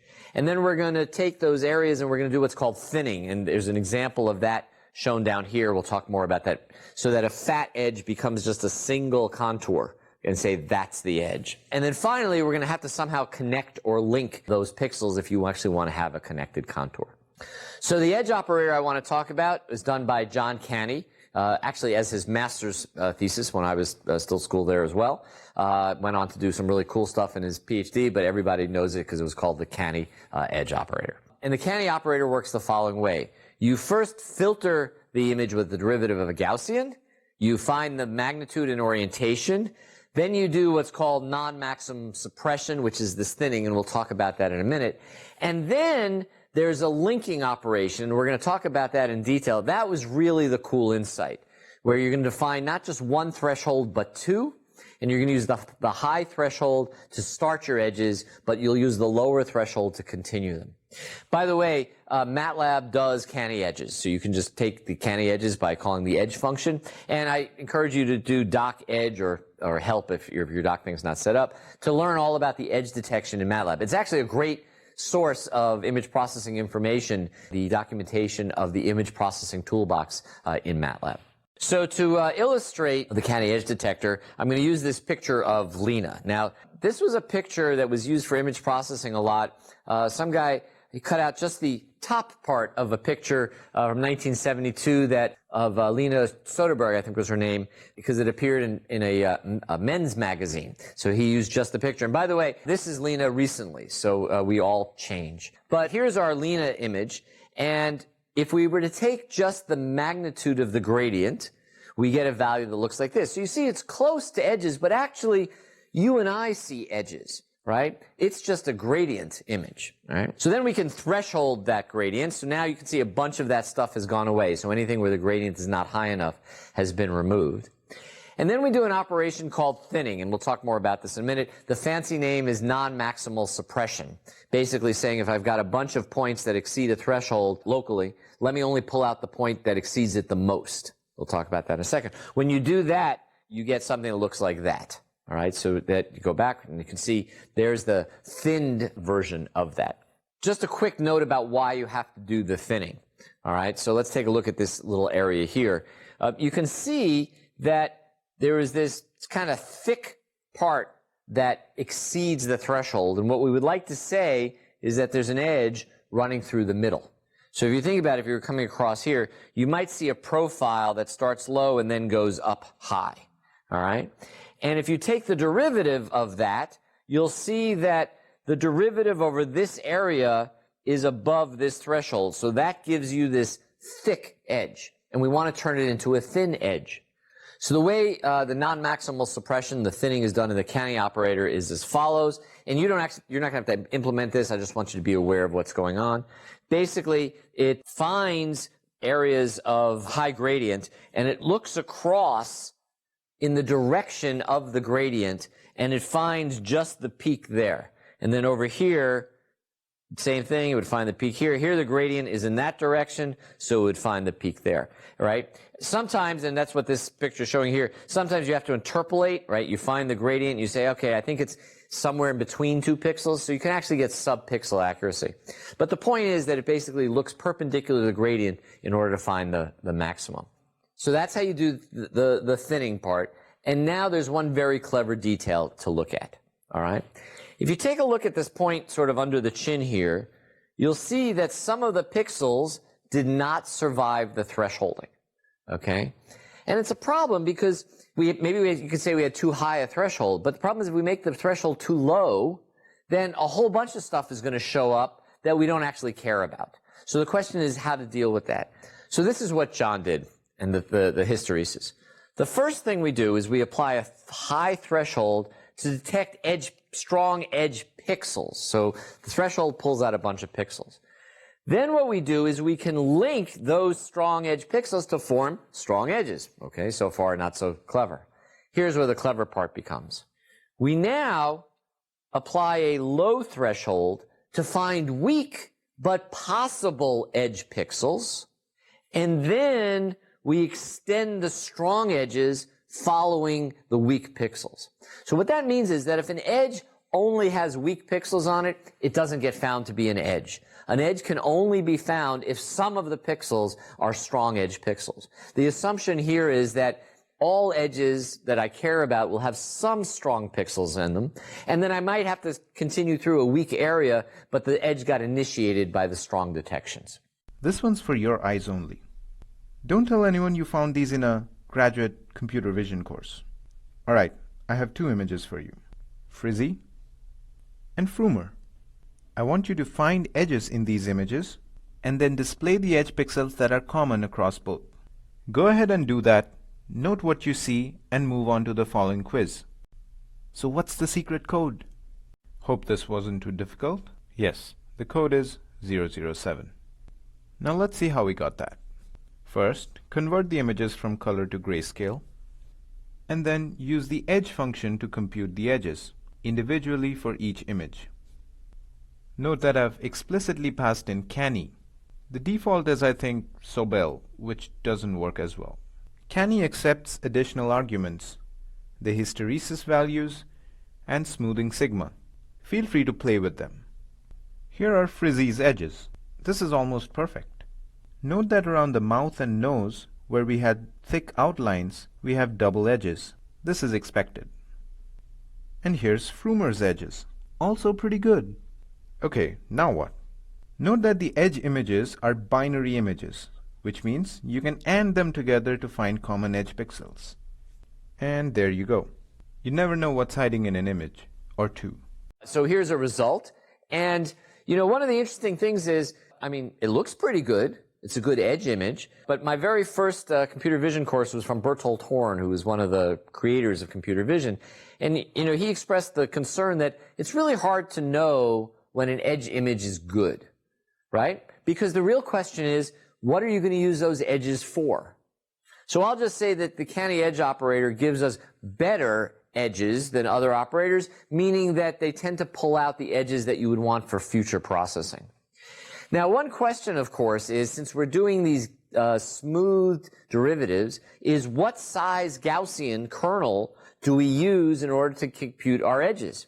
And as we said before, the different sigmas, so here we have sigma 1, sigma 2 applied to this clown image, you can see what it does to the edge image. Large sigmas detect large-scale images, small ones detect small. And the choice of sigma really depends upon the behavior that you want.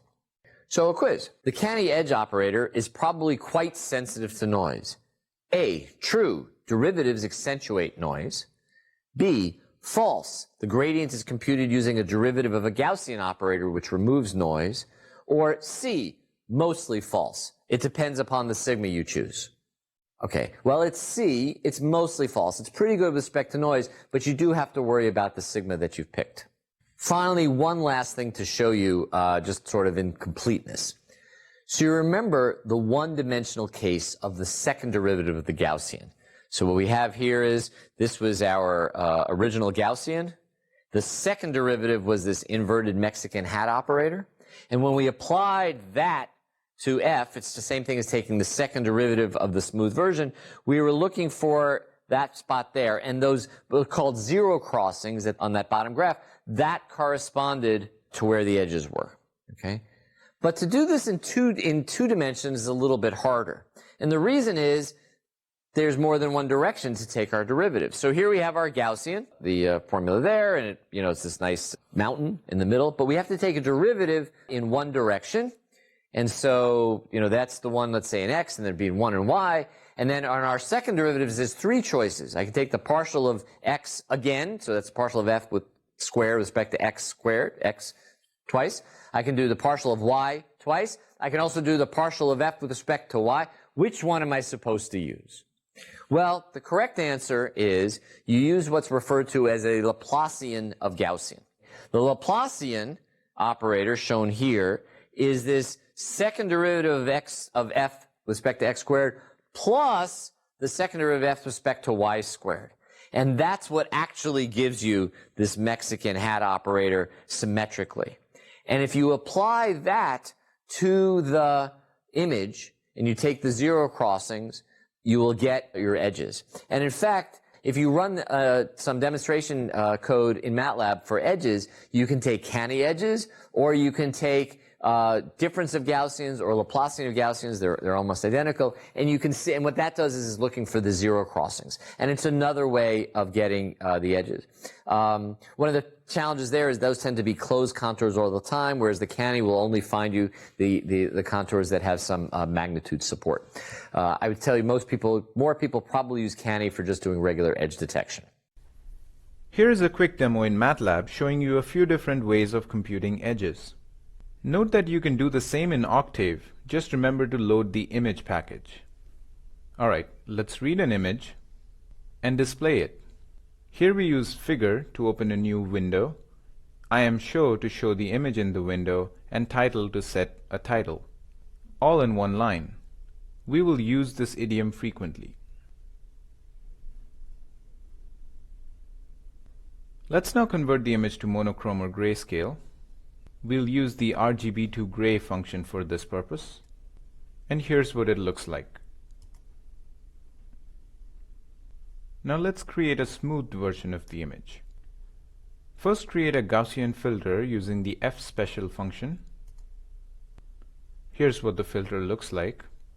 Well, plotting it as a surface might help. Okay, now apply this filter to the image. Compare this with the original. Alright, for the first method, we will shift the image left by 1 pixel, right by 1 pixel, and compute their difference. Let's make a copy of the smoothed version to create the left image. To shift the image to the left, we copy all the pixels from the second column onwards till the end to positions first column to n-1.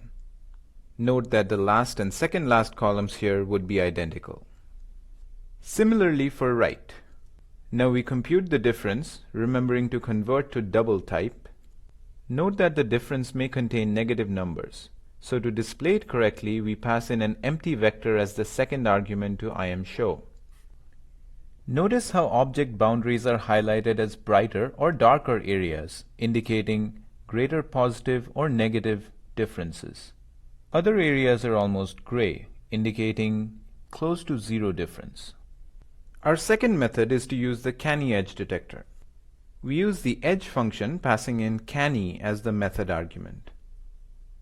Remember that the canny algorithm performs non-maximal suppression? That, along with some other tricks, result in a much more meaningful edge image. Let's also run the canny edge detector on the smoothed version of the image. Notice how a lot of the detailed features are now gone. Here is the original set of edges for comparison.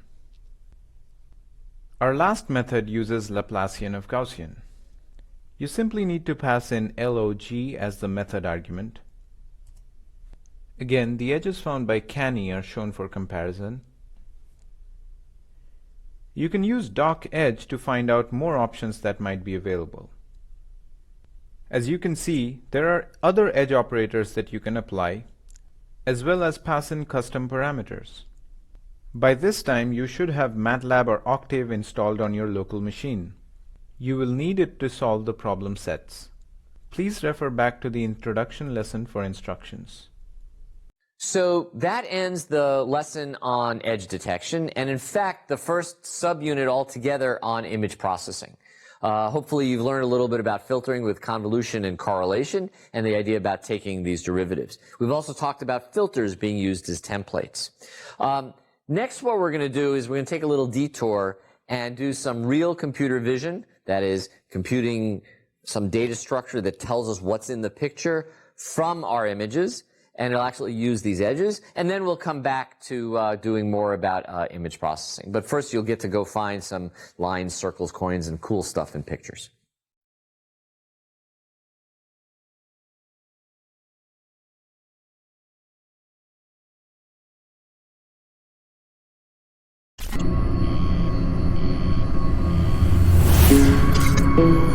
Thank you.